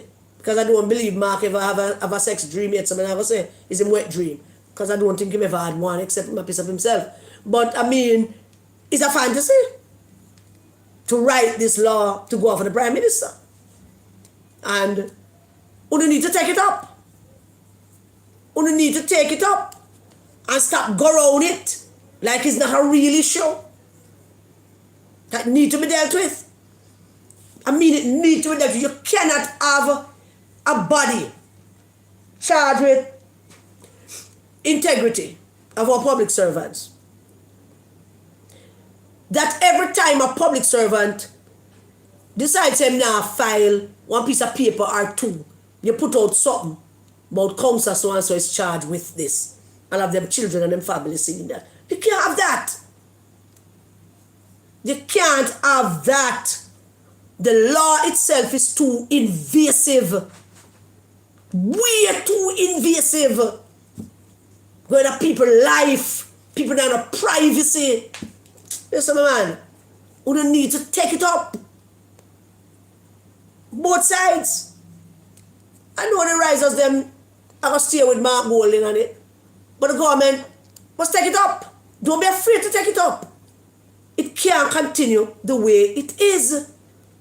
It paints a bad light for the representatives that the people elect. That this body, which is an act of parliament, can get up any day of the week and say one page missing from somebody something and put out something in the newspaper and say, you're going to charge him. And him Pitney and him Grand Pitney and him family them see that. So you not charge him for something in a Matalan paper there. Tell me, how does that help us? How does that help the integrity of our parliamentarians? How does that help us? But, as Justice Panton did say, and he did some crap, but he was right about one thing. And he didn't there good in the shoulder move. I want to write it. You're the ones who wrote it. You wrote it. You wrote it. But I couldn't beat him down on that, because I would write it. Well, Mark write it, and I want to vote for pass it. I want to need to find a way to fix that. Find a way to fix it, because that not gonna work. Boy, oh boy, oh boy, oh boy. I don't even know where to start with this one. And I'm not going to go into the thing that I wanted to go into with it. With Justice Sykes and the Silvera verdict. Boy, Justice Sykes, there was a time in this country when we all of us, we said the judge said that, and the lawyer said this, and the minister said that. It was a serious matter for us. But in particular, our justice system. There was a time, Justice Sykes, where we all felt that, boy, if the judge says so, it must go. That's what we're going to do, because the judge says so. When the Prime Minister talking Sunday about a decay in our moral fiber, and that's how it starts from. The justice system. It's lopsided way of delivering justice. It's deliberate picking out a particular way of delivering justice to particular groups of people. We used to believe you. Everything we say. We still going to read the paper, the Gleaner, the Star. I will read about Justice Pantan. I will read about all the justices there. And whatever it said, that will say. We believe that. It's a brand new day. Brand new day.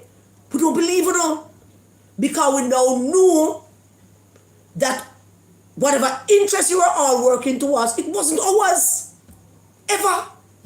It was always somebody else's. Not our interest.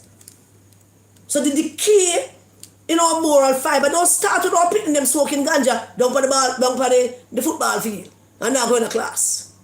It don't start with our young girls having a boyfriend for 2 months and have an ex-wife. No! The decay in our moral fiber don't start with that. It don't start with the outer that picking them that will fail to discipline from time to time. No!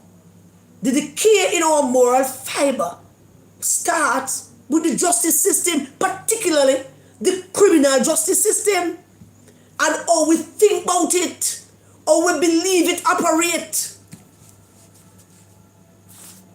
And the secret society, or societies, that surrounds it and complicate it to suit each other, beat down us, help uno. So do I believe uno? There's no judge in the Supreme Court or any court that commands the respect that they could have commanded even up to 10 years ago. None. None. And the thing is our fault that? That's not our fault. When we don't, we out here get that trouble. And we trust that when we get that trouble, we go in and we get a fear shake. But we never do get a fear shake. You get me, Justice Sykes? You could have started from 30 years. You could have started from 40. A lesser charge, you don't accept the lesser charge for a gruesome crime. You and the DPP, a gruesome crime, but you accept the lesser charge. Ease him up. Justice Sykes.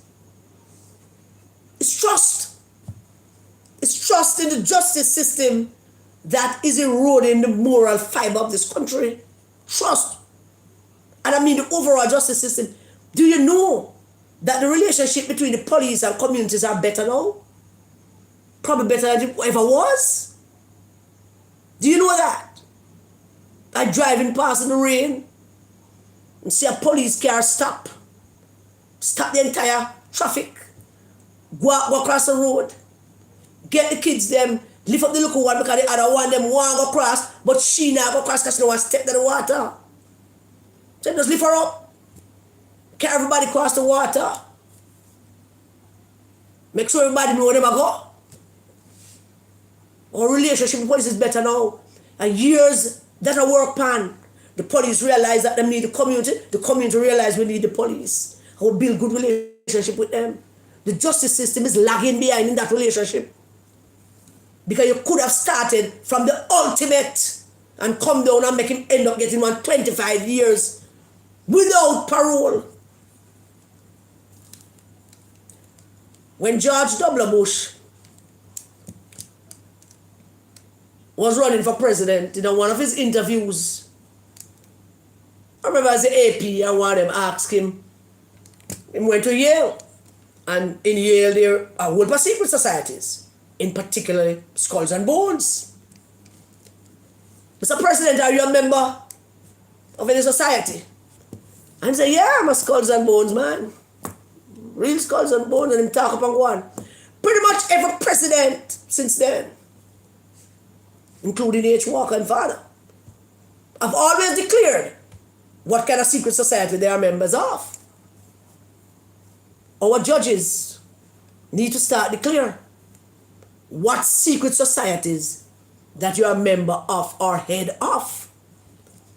Because we feel that those secret societies have more strong influence on our justice system and the justices that make this system than anybody else. Because we feel that this is a protection of John and Silvera because he's a member of one of them society there. Not accusing you of anything in a justice Sykes. I don't know if you're a member of a secret society. I know you're a pastor. But if you are, we should know. And the secret society people them who want him to be punished for embarrassing the British Jewish man. They want him to be punished. But they want to guide you and how you punish him. You have no concern for us. You have business how we feel about that. And this you know. And Justice Sykes did an amazing thing. An amazing thing, which was the ultimate thing that show just what little disregard Justice Sykes had for us. That amazing thing that he did. But announced that he's going to live stream it. Oh yeah, we love live streaming. We're going to say, yeah, we're going to see it now, so fair and square. Same mentality, the same thing of trying to catch us. Or catch and place in a position where we know we got to know. One look a bit of food on the good. $1 on alright. Draw weed on alright. So that live stream was the draw weed and a plate of food. And the beer. Keep us from really focusing on what is important. Having given us the live stream. It was a bad script. I don't think Hollywood would be interested in it. But still would make for good TV. Because Justice Sykes went on and on and on about the law. And what the law says. And how the law works. And all the rest of it. Grandstanding. Pretending that he explained it all to the natives. So that the native don't revolt. We're not going to have a revolution or nothing. She came out to explain to us. Come we dance. We don't know nothing because of law. What the hell we should know law?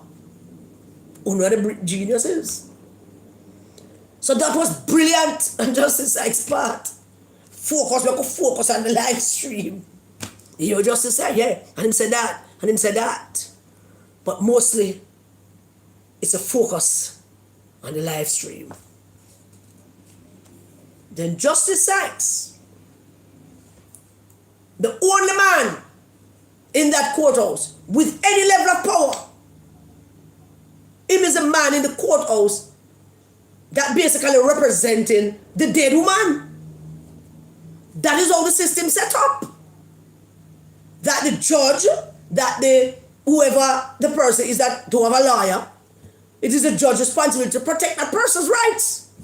And Justice Sykes, who is there to protect Melissa's right to life, failed miserably, failed to protect the dead woman's rights, a right to life. Social intervention, all the people who write fancy things about the murderer. But Justice said, you can't have imagined Did you not know? Are you truly a pastor?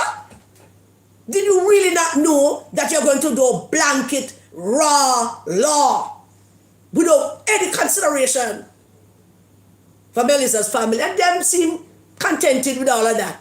I am not. I mean, no, me just one smart, but me not. Because I would like to think that when you have that social intervention thing, that inquiry that you not do for him, you're not going to read about how them say Melissa was feisty and mouthy. I mean, that you not chat to do. And only part of woman out here, feisty, mouthy, we don't end argument, we escalate, we not de-escalate, we depend it day after day. I mean that. And hundreds and thousands of other women in this country. Them for tell you nice, yeah, there. Because me start quarrel about something important tonight. As a morning come, me get start quarrel about again. But now something about me a quarrel with myself mostly. Mouthy, feisty, do end no conversation at all. Like, nah, stop. And you felt it necessary, Justice Sykes, to say them something about Melissa. And you never felt it necessary to say, you know, our children, she's a mother, it's a, you know.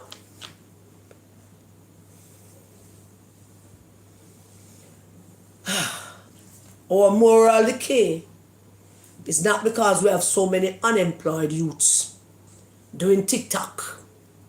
Matter of fact, that particular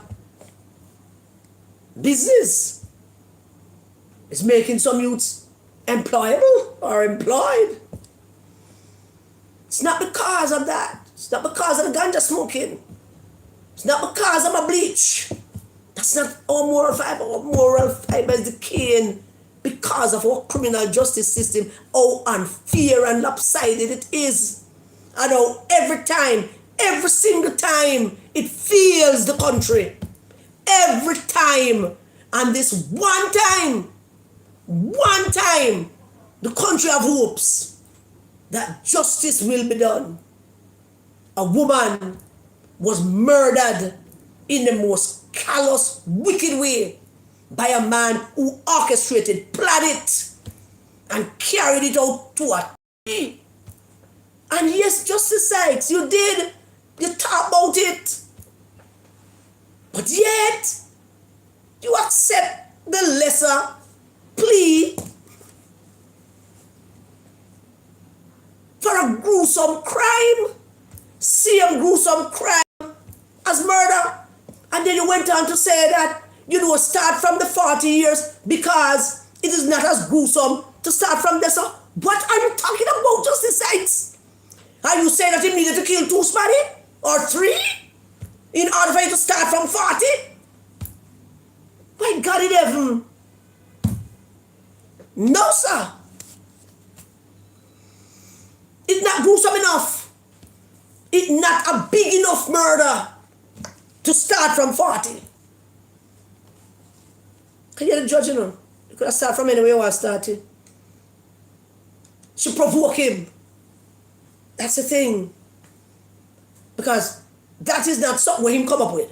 That must have been that secret society thing that came up with that. That's why I don't like the Prime Minister, because I remember no secret society, we don't know. Yeah. And because him in a secret society, and them say, well, we don't want him to go away for 20 years, so let's let him plea a lesser plea. And Claudette, she accept it and come out smiling and don't care about what social media say about her. Because in her mind, she win something for put on her resume, while in our mind, the moral fiber of the country decaying because of Uno. I know we are going to do thing. We are also, we are live, we are look after our family, we are build, we are fix up. Uno. I give criminals easy way out. And I wonder about the decay of our moral fiber. politicians are not responsible for the decay for moral fiber. It is only the judges and the prosecutors who because they refuse, no matter what, to make the hard decisions, to balance the thing. So you, Miss Claudette, you can walk around and grin your teeth like I should say, every time people say you grin your teeth like you just win the lotto. You can walk around and grin your teeth because you're nothing but an half idiot. This country is not in a good position with you as DPP. Can't be in a good position with you as DPP. I cut them midnight deals, and I agree without an investigation. Not gonna do your due diligence and get purpose and send this man a prison for a good while. How can we trust you as our DPP? How? And you grin your teeth and I brush off the question from the reporter about how people on the social media they pay your back. You think we're they pay your back yet? We're they pay your back yet, Miss Claudette. So you can't grin up your teeth like a damn idiot. Grin up your teeth all you want.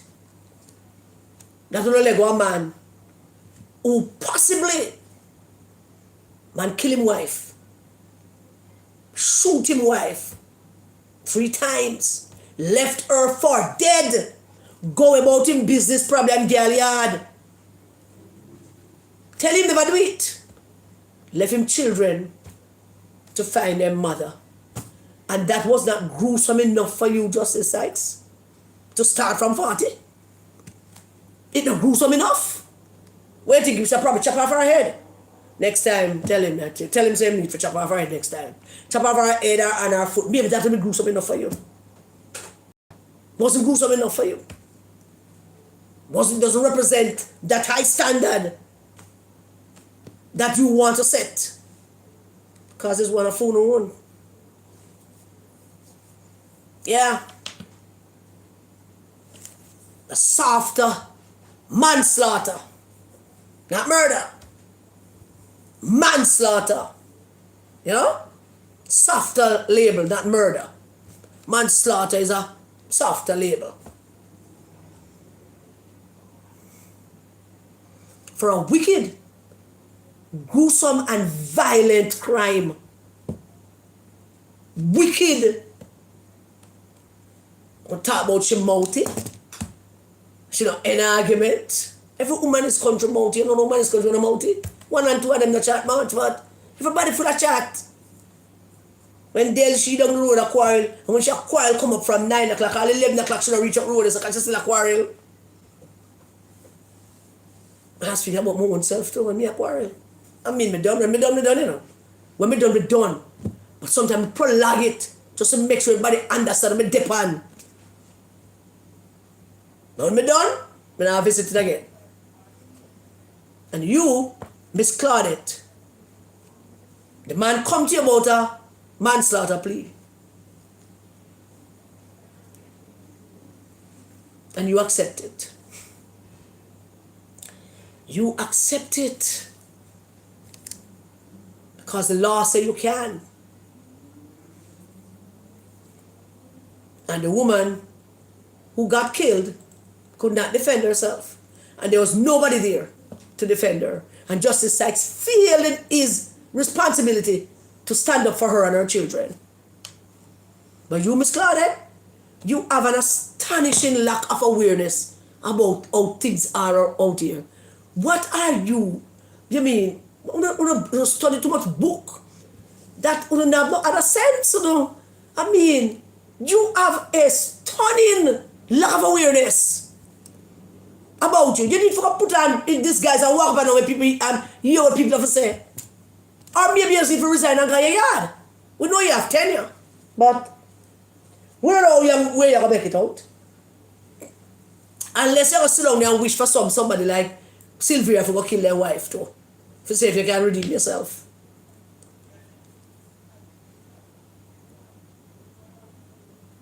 None of you, neither you, Miss Claudette, or Justice Sykes, none of you felt that you have any kind of responsibility to offer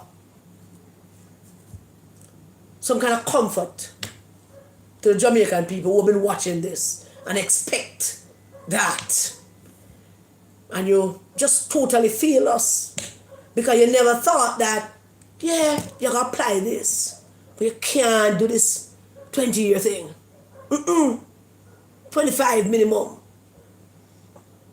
You couldn't consider yourself, say, I think the Jamaican people expect differently.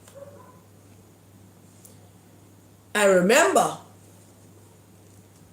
the case of Timothy McVeigh. But the judge says, because Timothy McVeigh lawyer is an American, man kills what people are red. And him lawyer insisting to the judge that this is what the law requires him to get. This amount of years. This amount of penalty. And the judge made a long ratted speech and saying, believe that his decision must also take into consideration how the community feel. He was referring to Oklahoma. I'm trying to, him say, I have to take into consideration how the community feel. You ever thought of that, Justice Sykes? How we feel. But always, that is why you have a retreat of intellectuals and academics or academic people. They have a retreat, because they don't understand us. And refuse to come down off our IRs. And the depot pedestal, pontificating and shouting at upon the lungs that, yeah, we know better. No, we're not going to retreat. Because not a soul now listen to you. Nobody gives a damn about what to think. Nobody. And Justice Sykes had an opportunity just to level the thing, to give back some comfort to the Jamaican people. I would think that when you announce the whole live streaming thing, see you come perform. I wouldn't mind see you perform. Big performance. Yeah.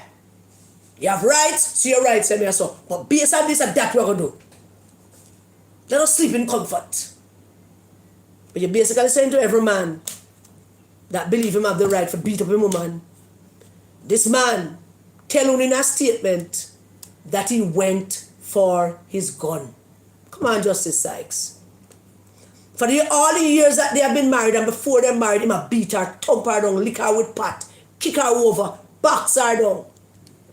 All of who said them never seen nothing, them can say anything they want to say. But this was the reality. That is what he was doing. And him stop in front of her and share a war with him and him not say nothing and a thump her down, kick her down, bust her head with a thump, bust up her eye, bust up her jawbone. No! Him walk off him gun. Justice Sykes. Him walk off him gun. Intentionally planned and executed perfectly. Can you have who to defend him? No, sir. Well, every woman know this thing going on. When the man have a gun, and when him start war, you run. Run, darling. Run. Leave. Don't stay. Because the system not going to protect you even when you're dead. They're going to protect them large brother. Them secret society one another. And that they're going to protect. I want to wonder why I'm retreating. Because you can't chat to it. We have more sense, I don't know. We know intellectuals and academics. We far surpass that. We have that now. We are that higher than that. So we have to retreat. Justice Sykes, I can't tell you how disappointed I am in you. I can't even begin to tell you. Can't tell you. And our lawmakers, they're also complicit.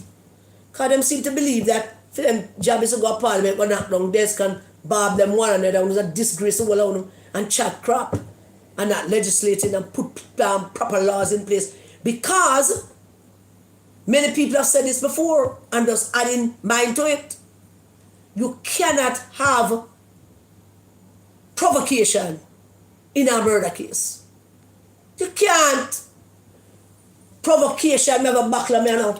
Whoop, one liquid buckler and them are gone. Provocation.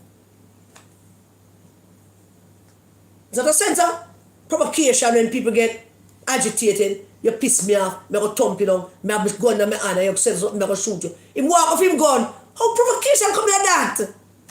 You walk off it, I tell you so. Go for it. Women of this country, tell you no. When a man have a gun, walk a thin line. And if things get heated, be smart. Be smart. Because in all go court and say you provoke him. He will kill you. And then him go court or tell the judge that you provoked him.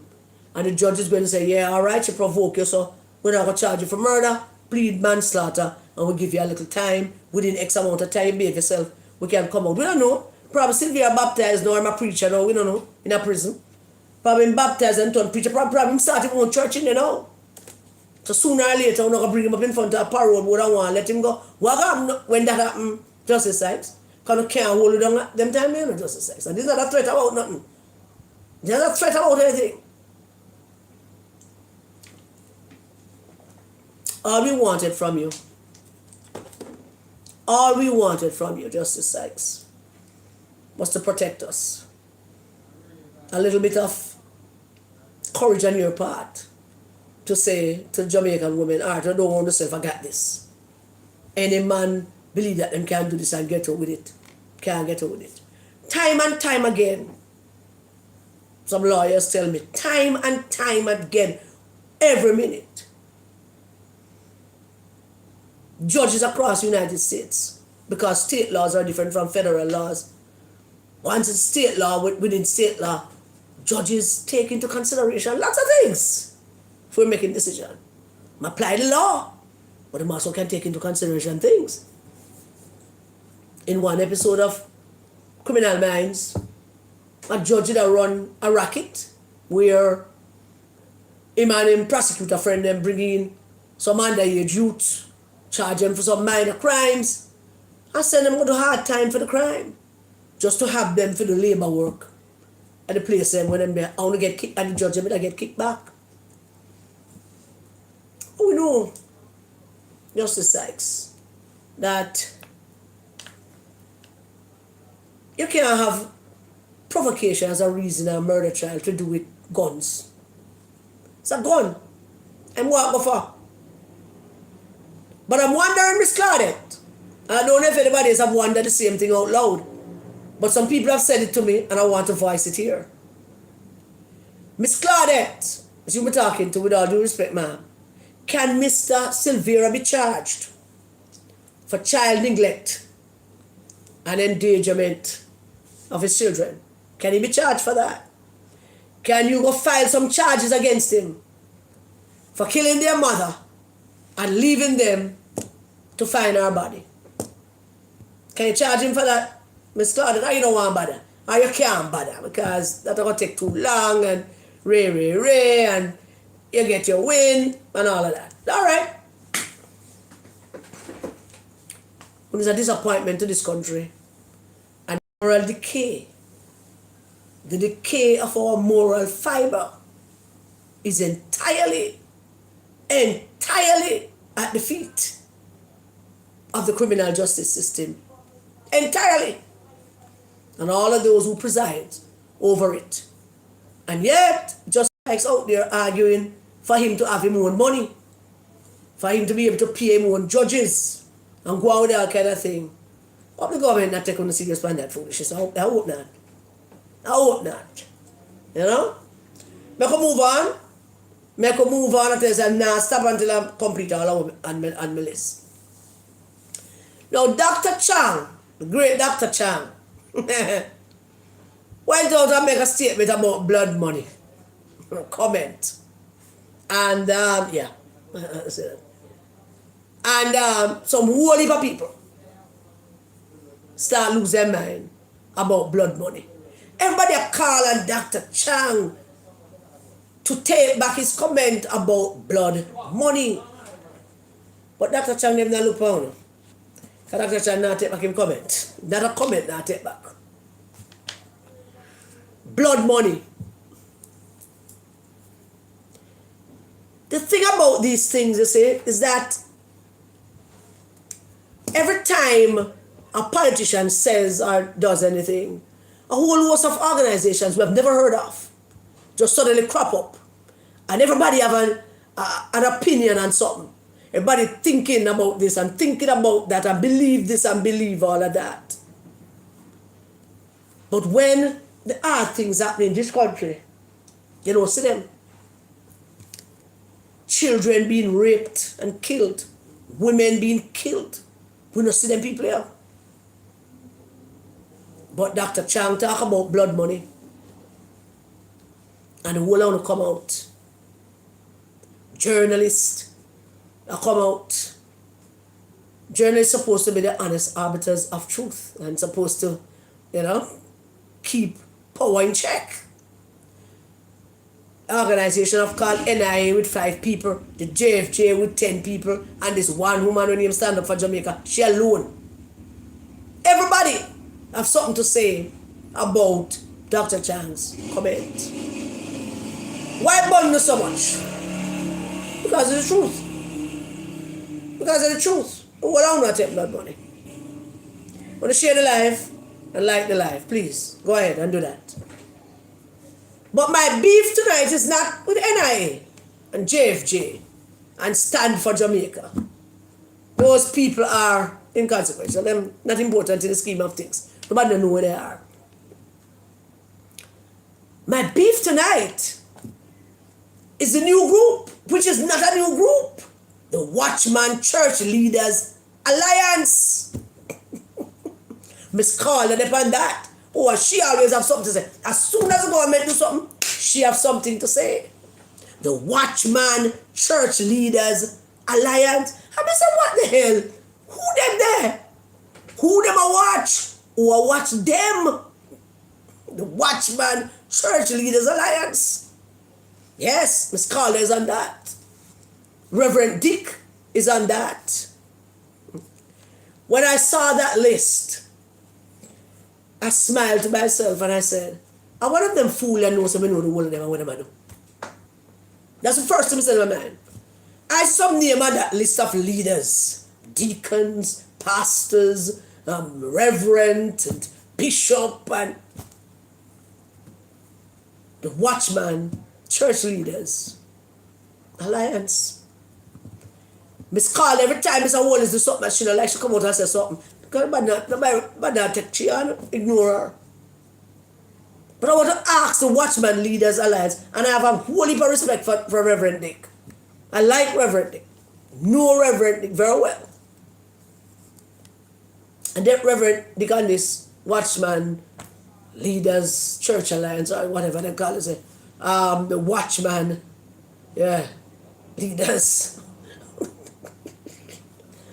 Why? So now, Reverend Dick, let me ask you this, because nobody has talked about this. Can you depend it? I mean, I know Miss Calder. I know some open man for the committee, Reverend Dick. But me and you, Chris, me and you cool. This group is Watchman Church Leaders Alliance. What exactly do we do? Because we just call on just a couple of communities, not much. And the community that called first and foremost, was 100 Lane, the Red Hills community, because you depend it. So I call this up first. Call some name to them. Ask them if they hear of Uno. No, why do I hear of Uno? They mentioned some pastor from some other church in the area. But nobody hear about Uno. Nobody hear about Uno. Red Hills Road end to Dunrobin Primary School here, so. Call up 2 PNP people over there, ask them know of Uno. Nobody know of Uno. Nobody. Uno have an organization full of pastors, deacons, reverends, bishops, Miss Calder. Maybe 1 or 2 men enough for it. Because they need some backup idiots like Miss Calder. All I know, and that committee, what do you do? What community operate out of? Which grouping of people are helping to be better? Which? Me know you answer me, Devanik. Me know you answer me. Where you operate from? What you do? Just want to know that. Which community? You have a community effort going on somewhere. Where? You have some young men that you know mentoring. Where? You have some cokehead who try to get to win them a fight. Where? Some mothers who going through struggles with them pick the road and beg. What that do? Just tell me. Which part would they help anybody? Not with money. Not even with a pound of rice. Not a tin of mackerel. Not a pound of chicken. Mental health. Emotional health. Compassionate health. Where? Not one place in a Kingston I've ever heard of the Watchman Church Leaders Alliance. Those are words that people don't forget, you know. Watchman. You know, Devon, you know, pastor this, pastor that. Pastors on that list have church in particular communities who don't know say of that kind of group. Him just their church and preach and collect the collection. The man don't care what you talk about this carrying. The man don't care about man. Man, they come to them church, man, and preach boomstone and fire and them. Talk about them business. You don't have church in the people community, but people have never heard of you. Never heard of you. No mothers. No young man in trouble who need a lawyer or need some advice on something. Nothing. Neither UNO, the NIA, JFJ, none of UNO. UNO have absolutely nothing going on in the community that get money from international organizations and wherever else. But we do have a thing going on in the communities that you're supposed to help. No! We consider that on a distinct and one duty is to get up every now and then and chat some crap about the government. And enjoy tax exemption status in our church. You enjoy that. I hear some Republican congressmen threatening some churches to take away them tax exemption status. Why? Not because I'm a Republican, not because I'm a Democrat, not because I'm a hide illegal immigrants. Not that. Why never try to take them from them? Them sending them in the community, and the community is in decay. Them in the community, not the precept. Precept all over the community. Them say them in the community is in decay. Which is the only point they're making. So I'm asking, what will I do? Which community will I work in to help that community? Or to help those young people? Because you relegate or elevate on a job as a single job. Every time the government do something, I come out. I wait for Mark Gold for call me and ask him to go to say something. Jamaica Council of Churches. Look around, you know. Church is empty.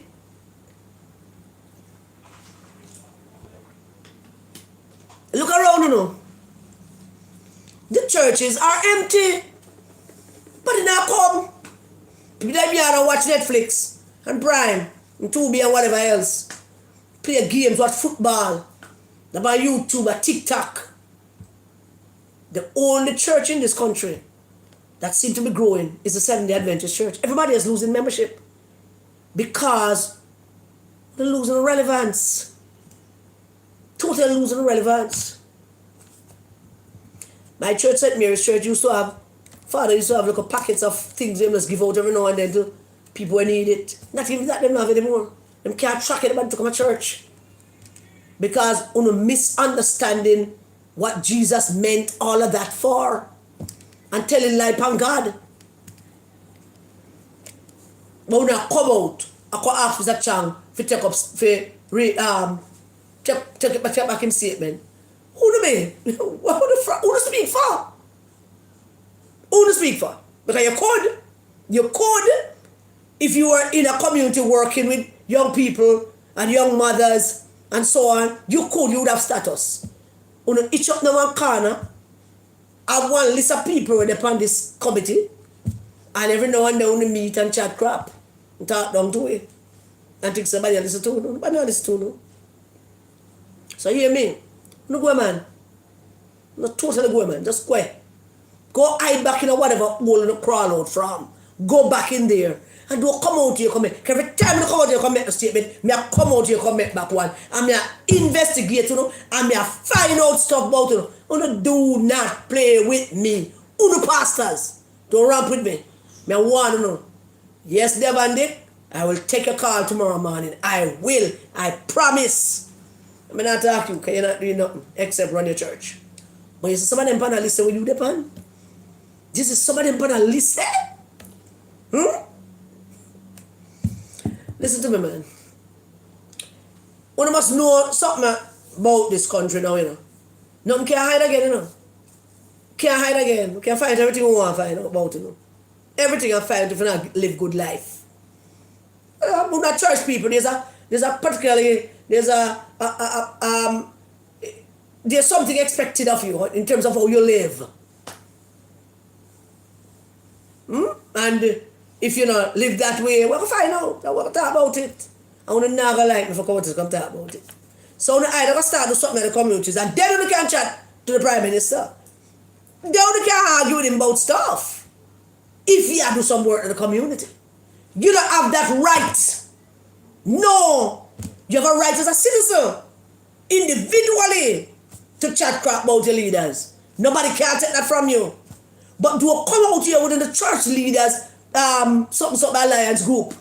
Don't come out here with that. Because you're not a group. You're not doing anything.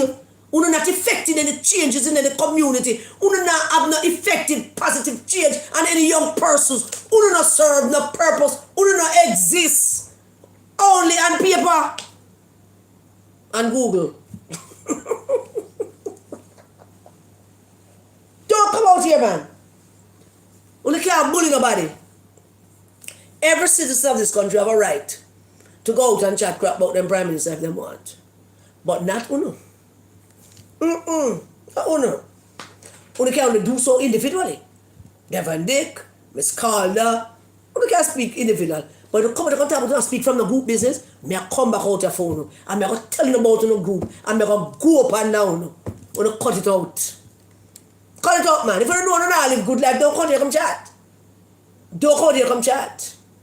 Don't. We don't do nothing to help the country. We don't do nothing to help the community. Nobody asks nothing to help the country. Help the community.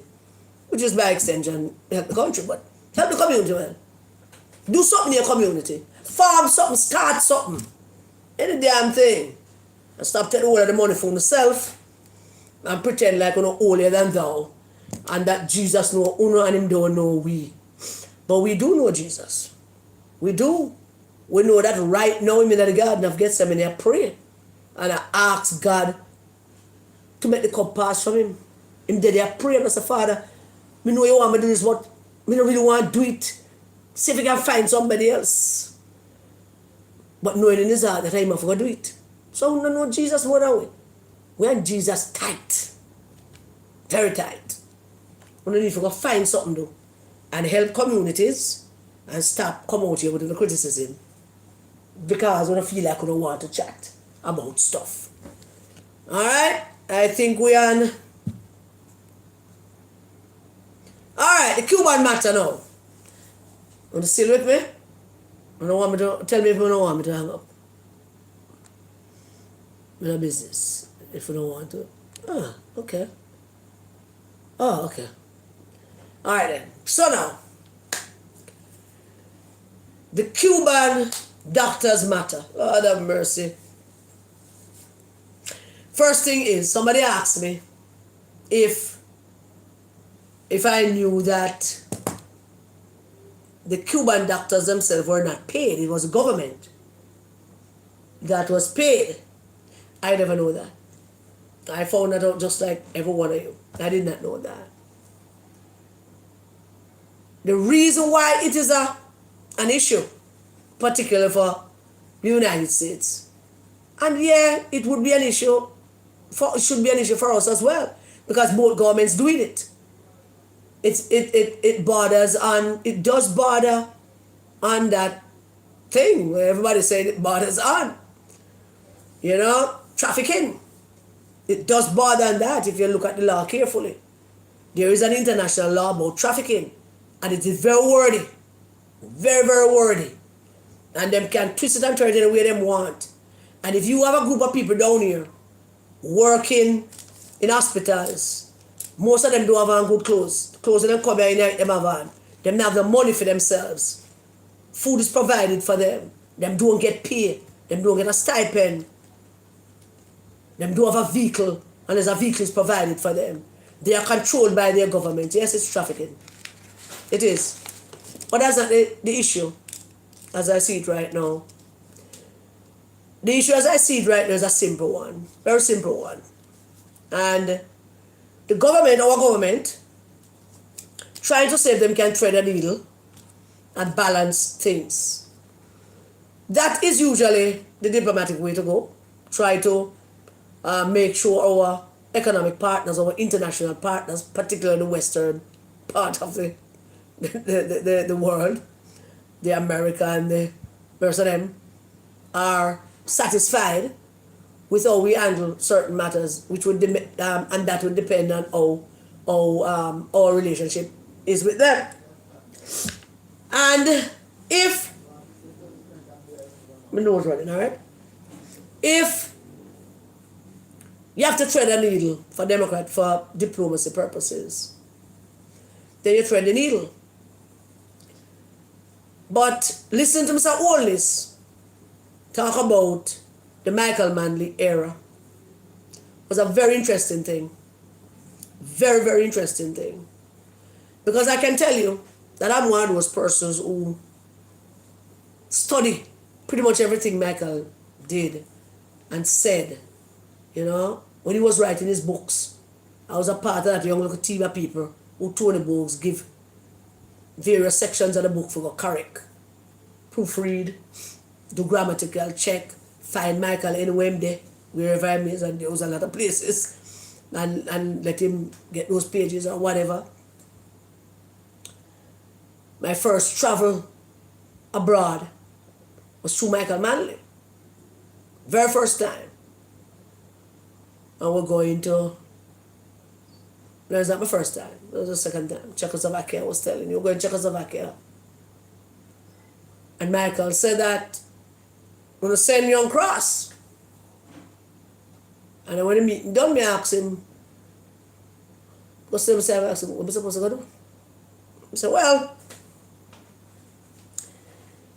down with those meetings, and the meeting was being hosted by the International Union of Socialist Youth, which was the youth arm of Socialist International. And Michael would say, whenever they form committees at those conferences, they tend to bunch Latin America and the Caribbean in one. And that's Michael beef. Michael said, we're the Caribbean, we're not Latin America. And them can't set up a committee that name Latin America and Caribbean, or we're going to correspond with each other. Them speak a different language from Ray, and Ray and Michael's making a big deal about it. Me I try to keep up. That's all I was doing, try to keep up. Compute it up, ribbit it. So when you go down here, if them try to set up a committee and call it Latin America and the Caribbean, I want you to get up and tell them, say, the Caribbean is not Latin America is not in the Caribbean. Carry a map with you. Like I was a face around. Carry a map with you, show them it. Say, yes, so we there, and then better we over this. And I got it. I was about to leave. And I said, they stopped him and said, so suppose them to listen. He said, well, first you have to find a way to make sure you get people on your side to agree with you. And if they don't agree with you, then you only have one option left. What's that? Mash up a conference. It was a thing. We did mash up a lot. What I discovered after that first time, everywhere, I was in Geneva when the first draft of the Rights of the Child Convention was taking place. The first draft. The very first draft of the rights of the child. I was in Jamaica. And what I discovered doing all of those international conferences was that no matter how you look at it, everyone is there to protect everyone else, to protect their interest, their country's interest. No matter how you look at it, their country's interest. So while you might have the youth arm of a political party from Ghana, that representative came there with a specific agenda as well, to protect their country. And whatever the country is saying, to go with that. The YO, the PNP YO was kind of an independent organization. So while the PNP has a set ideas and stuff, we also had our own. Very much so. So there are things that you could agree with and things you would not agree with. But what I'm trying to say is, at the end of the day, the decision that you have to make is the one that benefits your country and the one that benefits the world. That's the decision. The greater good, your good, and the greater good. It's a balance. Your good and the greater good. As in the Rights of a Child Convention. Your country's good, signing on to all of this, make sure it happen, and the greater good for the rest of the world. Jamaica's good in terms of our interest is to help Cuba. But help Cuba how? You can't continue to help Cuba while Cuba continues not to want that help. Because the only help you can give Cuba right now is to sit down and have a serious talk with the leadership of Cuba. And so they're not doing no people no good.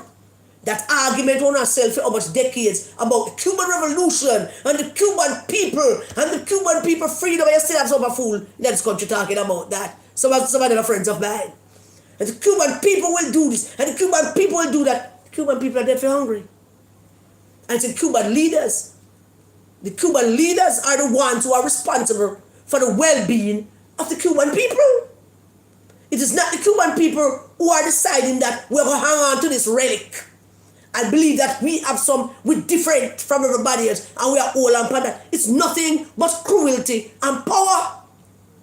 And they don't know what else to do. The Cuban leaders, they don't know what else to do. That is all they have known. While people die, people brave the seas to run with. Not only electricity, no food, simple things. You can't help the Cuban people by telling them that hold the course, hold the line, man, stay the course, hold the line. We're not letting the imperialists them. America wants to come rape the country. What's there to rape? What's there to rape? I mean, should Cuba be opened and have free and fair elections and elect governments and start getting international aid, Cuba will pose serious competition to Jamaica in tourism. Because it will be the new novelty that everybody wants to see. Not to mention the Malikan, that hell of a wall along the sea course here. I mean, Cuba is huge. But how can we help them? A few doctors, I will give them the money every month, but the doctors themselves not get. But the doctors' family now, the money that we pay in the Cuban government, it now reach the doctor them family. The doctor them they are survive on bare necessities. And some people in our country backing that up. People like Fitzjackson. We don't expect better from Paul Burke. Him not come out in the 70s yet, him still live there, so. We can't help them unless we can point them in a direction. That's the only way the government can provide for them. To have dialogue with them. Let us help you. Let's come together and show you how to make this change slowly, surely, better for the betterment of your people. Them can't survive on this myth that them have some revolution, them had still a fight. And some people want to kill themselves for hold on to it. With guns that don't work anymore, cars that don't drive anymore, houses that falling apart, and yeah, everybody with a degree or something. What a rich thing that they have, and it can't benefit them. Why? Because of the economic blockade. Do we agree with the economic blockade? I don't know. I've always said that I agree with it. I don't think anybody should economically block anybody. If you down there doing some efforts, that, share my values. May don't share the same values. You have a right to your independence. You do. But if you want to participate in the broader world, you have to learn to manage that independence so that your people can be better off. People telling the Cubans, stand firm. And the Cubans have them little propaganda going out. Yeah! Fidel dead. Next one probably dead too, I would even know. But I'm saying, our government, first and foremost responsibility is to this country. Our safety and our well-being, our security. Those are their first and foremost priority in this country. The only help that the government can provide help Cuba with is to help them transition and show them how. And then with the madman in the White House, it's not him and the problem. It's not the madman in the White House and the problem. It's not the problem. Him just said the things them for say because the bodies don't want to say them. And him want the whole spotlight to say them. And the people around him. And when Marco Rubio came down here the first time, I told you that Marco Rubio wants something from we just don't know what it is yet. We know now. Don't we? We do. A whole heap of Cuban dissidents in Florida. They have a whole heap of power down them side. And they have a whole heap of power to the House of Congress. And them want to change. The kind of change that them want, the Caribbean should not support it. But the Caribbean need to get together and probably our Prime Minister will have to lead that because Miss Mayor Matt, she fear things to walk around and chat crap all day long. And get together with them and find a way forward. But the Cuban people can't continue to suffer. They're suffering for decades.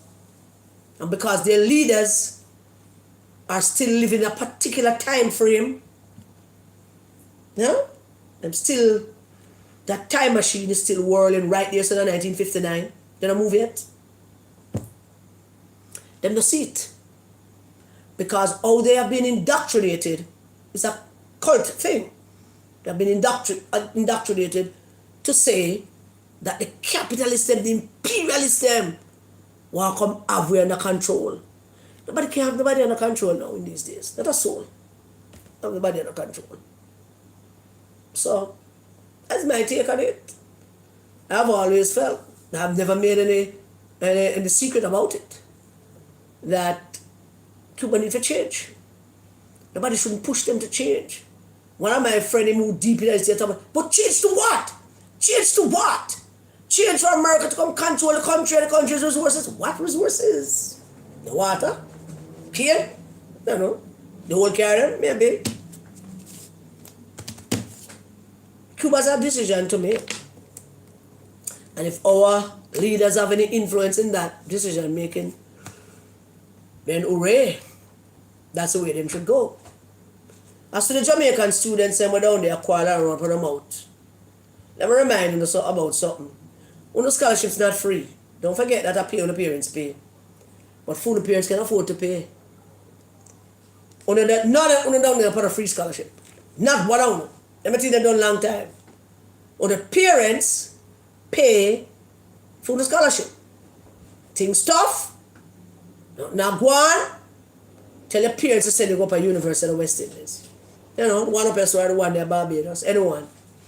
But don't sit down with what they believe. The government has some responsibility to rescue you. For what? We're not on a government scholarship out there. How the parents willfully, with both eyes open, willfully, went to the powers that be and bought those scholarships for you. It's not scholarship. Pay them pay. And them send stuff for you. So if you're going to live in the darkness and eat your tin mackerel and your biscuit, then fine. But don't stay over there and talk about this and that. My niece, who's a doctor, she now lives in Australia. When she was there, it was a scholarship. Now that was a scholarship. Spent 7 years there. We'd have to send stuff regular mackerel, regular biscuit. Regular tuna. Regular. Oh no, not in that bracket. Food parents pay for it to be there. I know. I do. So, stop rubbing them out and tell the parents to set up stuff. Generator, gas for generator, mackerel and sardine. Tell the parents we pay for no learning to do it. And if you don't have any manners or respect, you could ask the government to help you with something. Instead of starting, so that's the thing. It's where you start from. You don't start by saying we have it hard. My mother, yes, pay for this, and my father, yes, pay for that, but we're asking the government for some help. No. You start from the point where you want to start, cost the government, and must play by the government. Let nobody send them down there. Nobody send them down there. It was a choice that your parents made. And being that you're not adults going down there, these are decisions that you and your parents make. I'm nothing to do with we. So, stay on the darkness or ask them to give them the stuff. Alright, you want to go to your bed? Go on to your bed. Go on to your damn bed. Because I'm wrapping up now soon. I am wrapping up. Yeah, I'm wrapping up, but alright now. I don't think I should talk about the war. I'm not going to talk about the war. I don't know. I'll come back one day and talk about the war with you. It requires some details that you don't have and information that I can give you. But I don't think I can talk about it tonight. We are saying just ready for listen? I mustn't go? I want to ask Miss Dana something that I don't remember to ask her. I hear the JTA president, the PNP president at JTA, saying that he wants some people out of some schools, Miss Dana. I don't know what that is about.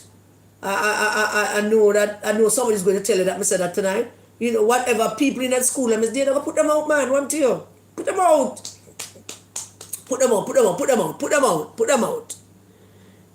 I am going to hold off on the war because every 5 minutes something new coming. Every 5 minutes. But I can tell you as of now, Iran is not losing. Things not going so good with that, Mr. Actor. But here's something. We'll go back to the decay in our moral fiber, which is also contributed by the people that we elect to serve in our parliament. I watch Dr. Dawes sat there in the parliament and rank himself with my favorite minister of government, one of. I watched him sat there and consciously, because I replayed the tape just to see if when he said it, if he had a shadow of it, if something passing, I said, shit, I shouldn't say that. No, consciously he said it because Dr. Dawes is an arrogant prick. And I watch him talking about ask Desmond McKenzie, where am I doing? Desmond McKenzie, who have served this country for decades, his community for decades, and continue to serve. To make that kind of comment consciously made such a comment. I made a big deal about it, you know. I'm just saying that there was a time when our parliamentarian would not do something like that. And it all starts from the top. You're all performing for the British white tourists. Him who not perform for all the nastiness that Nikisha Birch and she was going on with about gay wife. And then you, Dr. Dawes, said that to Desmond McKenzie.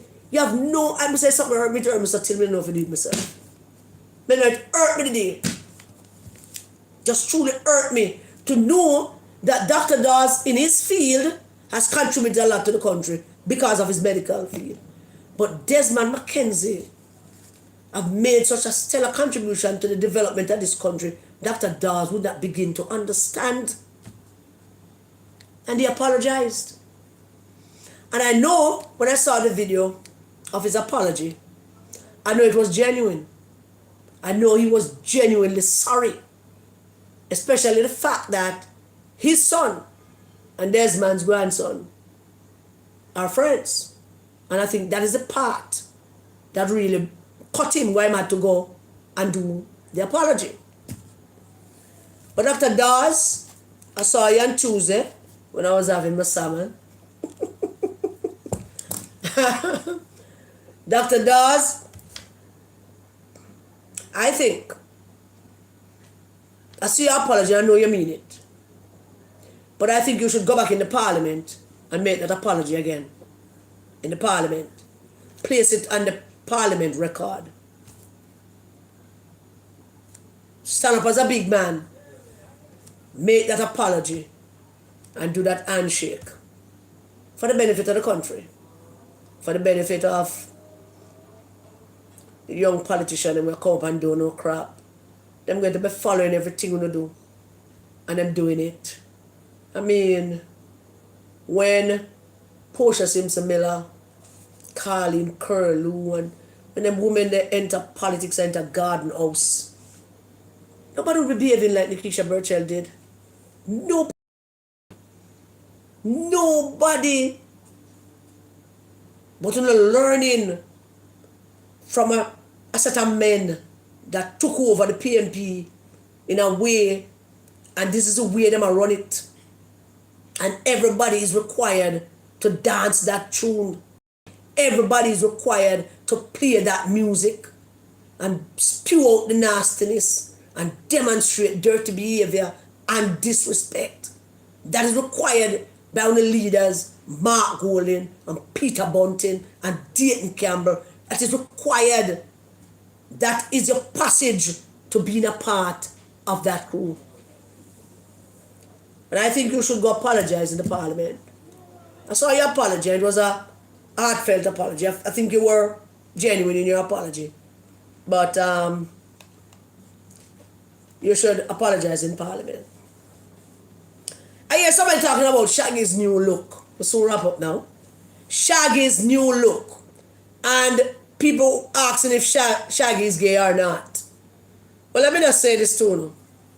I don't know if Shaggy is gay or not. I do not care. I don't know who, I don't care who Shaggy wants to sleep with. Whatever floating boat is fine with me.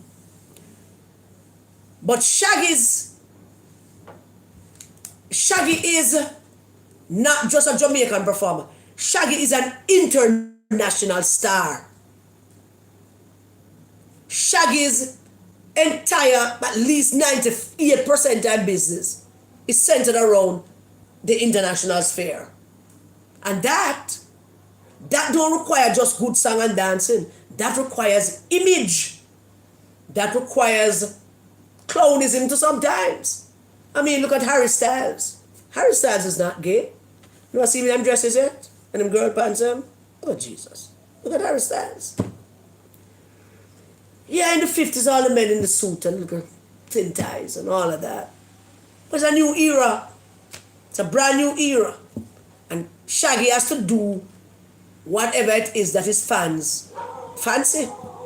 And if wearing that pretty, and I love the top, I do. And showing up in belly button, if that is part of the brand now, then that's part of the brand now. And everybody should just shut the hell up. Yeah, you can have an opinion, chat if you want, but they can't shut you up. Talk, you have an opinion, talk it. But don't go start with a slander about something that you know absolutely nothing about. But it's part, if that is how I'm going to do in brand now, then there. Yeah, do the brand. That is how it is. Two final things now. Jamaica Day. Jamaica Day was great. The Governor General came out, he put out a thing, and him do the Governor General thing, and kind of relaunched Jamaica Day as kind of a brand Jamaica thing. But that is not, that alone that went do it, sir. That alone that went do it, Mr. Prime Minister, Miss Babsy. That alone that went do it. Jamaica Day was nice. I was down by the mall. The children, them, are up and down at the mall. Every me some people, auntie! I look around. And you say, auntie! I look around.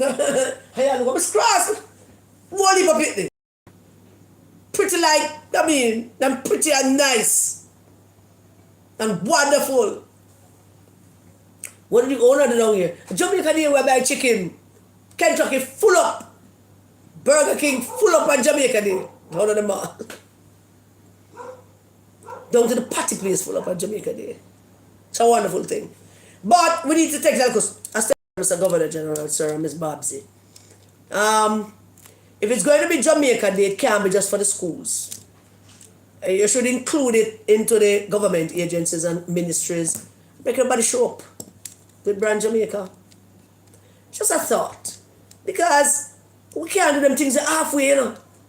You either go the whole Monty or you don't do it at all. So if the Governor General comes with a proclamation, that is basically ramping it up one step. So we could ramp it up to 2 and 3 steps now. Where Jamaica Day, every minister of government must be in the country. Can't travel on Jamaica Day. Every MP in them constituency or some schools during Jamaica Day. If you're going to make it truly a Jamaica Day. But most importantly, the Prime Minister must be on Jamaica Day. This one Prime Minister wasn't, but the Prime Minister must be in the country on Jamaica Day. Just like how he must be in the country on Labor Day. He must be in the country on Independence Day. National Heroes Day. He must now be in the country on Jamaica's Day. And he have a whole heap of school and constituency to stop at and do a Jamaica Day thing. A dance, a song, I don't know. So all this guy sing. See my try to take the other day. But yeah, I like the Jamaica Day thing. And if you don't agree with me, don't send it out and we're going to MP them understand that this is what we want to do. We should make it big. Make it big. We want to see the ministers them, the ministries them, the agencies, everybody are out Jamaica, everybody else. And every MP in them constituency at schools, visiting schools on Jamaica Day, carrying a storybook, telling a story. I'm sure Mr. Bartlett can tell some Nancy story somewhere. So that's basically that. Alright? Now the final thing on my list, and I skip the war because the war is too big.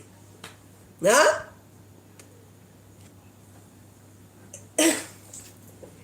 Last time I was live, I spoke about ministers of government who basically hiding them new junior ministers. My focus was on Colonel Charles Jr., who is an arrogant little prick, who believe that him deserve what him get and no work for nothing. We know him no work for nothing. So, I deal with him. But I look at all the junior ministers, and the most popular, the junior ministers that I see most on the road.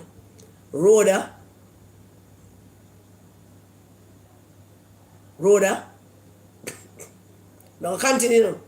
Rhoda. Delano Sivrite. Marlon Morgan. That's it. That's the junior ministers, them. That just add it up. There's why Mackenzie carries his junior minister with him everywhere I go. Pretty much everywhere I go. He carry him with him. And I mean everywhere. Including the daddy of them. So I'm gone. I see now Colonel Charles Jr. Carrying Delroy Williams with him for some places. Come on, people. Senior ministers. I see Crystal Lee 1 and 2 times. And Mr. Tufton said I'm going to do something. So I see she 1 and 2 times. But apart from that, I don't see the other junior ministers. And I'm wondering why. Why the senior ministers refuse to give responsibilities to their junior ministers. We know how power goes, you know. We know how it goes. You have it for a very long time. You don't want to cede any of it. You don't want other people to share any of it. You think you alone can do everything and you alone to do everything. Come on. This is not about you. You have junior ministers. You are the minister, but they can't take your power from you. But now you have junior ministers. Put them out there. Let the country see them. Because you will not be there forever. Neither will they. But it's time for you to show up junior ministers them. I could see them everywhere they in a march. I go see Marlon Morgan and Rhoda with her. That's a confident minister of government who do have no qualms about sharing responsibility with our two junior ministers. She have the qualms about that. It doesn't threaten our power. So why do we sound threatened? I don't get it. Why do I sound feel threatened? Put out the junior ministers them, man.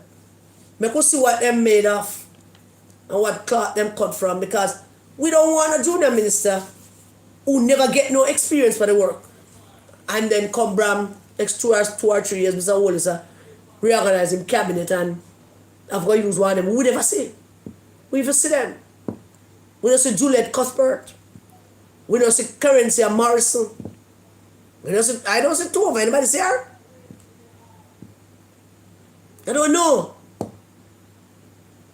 I know people like Upcon and people that work with directly with the Prime Minister. But we need for the junior ministers them. We need them out there. And the senior ministers must stop playing on a power trip, political gamesmanship regarding power. Must stop it. Send out the people them, go see them. Send them to do some responsibility. We alone can't be run up and down the place.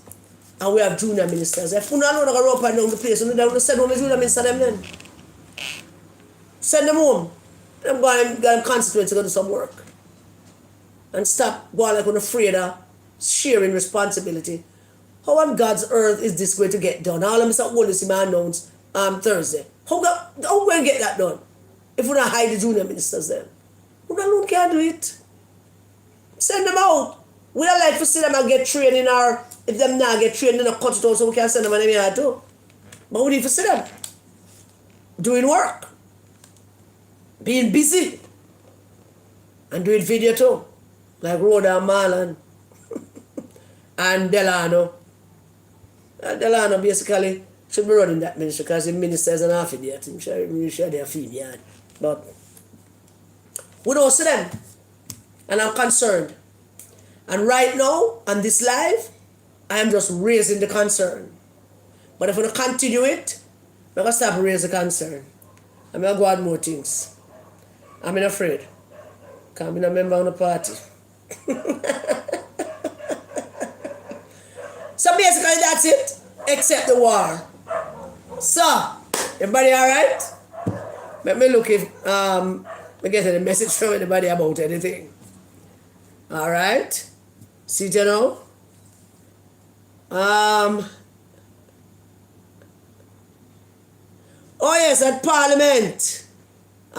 These are some of the people that was here, yes. Lady Max on the move and Edward Perrier and Vernica Baker. Miss Vernica! Wagwan, West Central people them, you know, don't play. West Central people them. Miss always big up in West Central crew. And Wednesday. I want to big up my friend Wetty. Wetty, my darling. Hold the fort sweet. I soon come check you. I soon come see you. We'll drink something and for Karen. Alright, so don't worry about it. Very good. I also had the pleasure of meeting Mr. Omar Frith the other day. Mr. Frith is him just need to keep up things. He's a future member of Parliament if him just continue work. What am I do? So I big up all of you. All of those who we met at the Parliament. And a special hello to Minister Bobby Montague. And a very special hello to Abka. And a very, very, very special hello to Matthew Samuda. I like Matthew Samuda. I'm such a little nerd. But I like Matthew Samuda. But last, but certainly not least, I want to big up my Prime Minister, my MP, my Member of Parliament, Dr. the Honourable Michael Andrew or Andrew Michael. I prefer the Michael. I don't know when they've had the Michael before. Big up, my MP. Wonderful presentation, sir. Keep it up. Sharp as a razor. I saw it go, but I still never enjoyed the Parliament thing. And Minister Bobby Montague, Mr. Montague never buy me lunch, I'd be very vexed. But I still vexed because I put on a jacket, I had to borrow a jacket. A nice thing, that's not a nice thing. Yeah?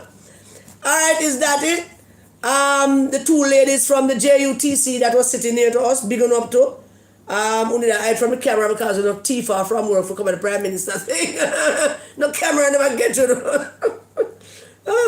Big up on yourself, big up on yourself. Oh yes. All of the people that I met at Parliament, downstairs, on the stairs, outside, big up on yourself. Big, big, big up. Big up to the guys and Mark Lane. Yeah. I wasn't going to forget. I was going to forget, but I'm sorry. Alright, big up my Mark Lane crew. I would direct me and tell me where I forgot park. And tell me I'm safer than Mr. Trump. So, good.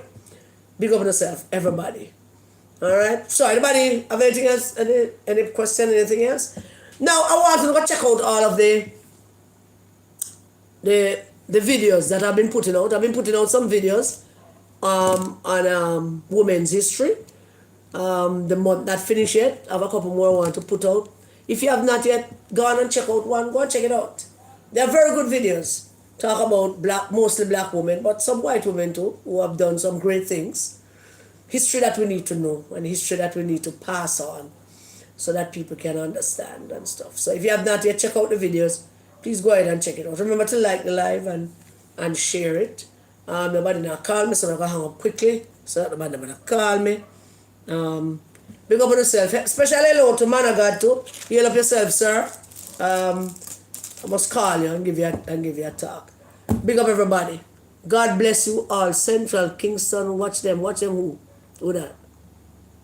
What was the problem with the MP? Now that is a big one. Oh Jesus. Maybe it's a good time for me to sneeze and hang up. I do not know, you know. I do not know. Thank you. The videos are very, very interesting, yes. I do not know what Rose's and Mr. Williams' problems are. I am sure that they're going to sort it out because they have to.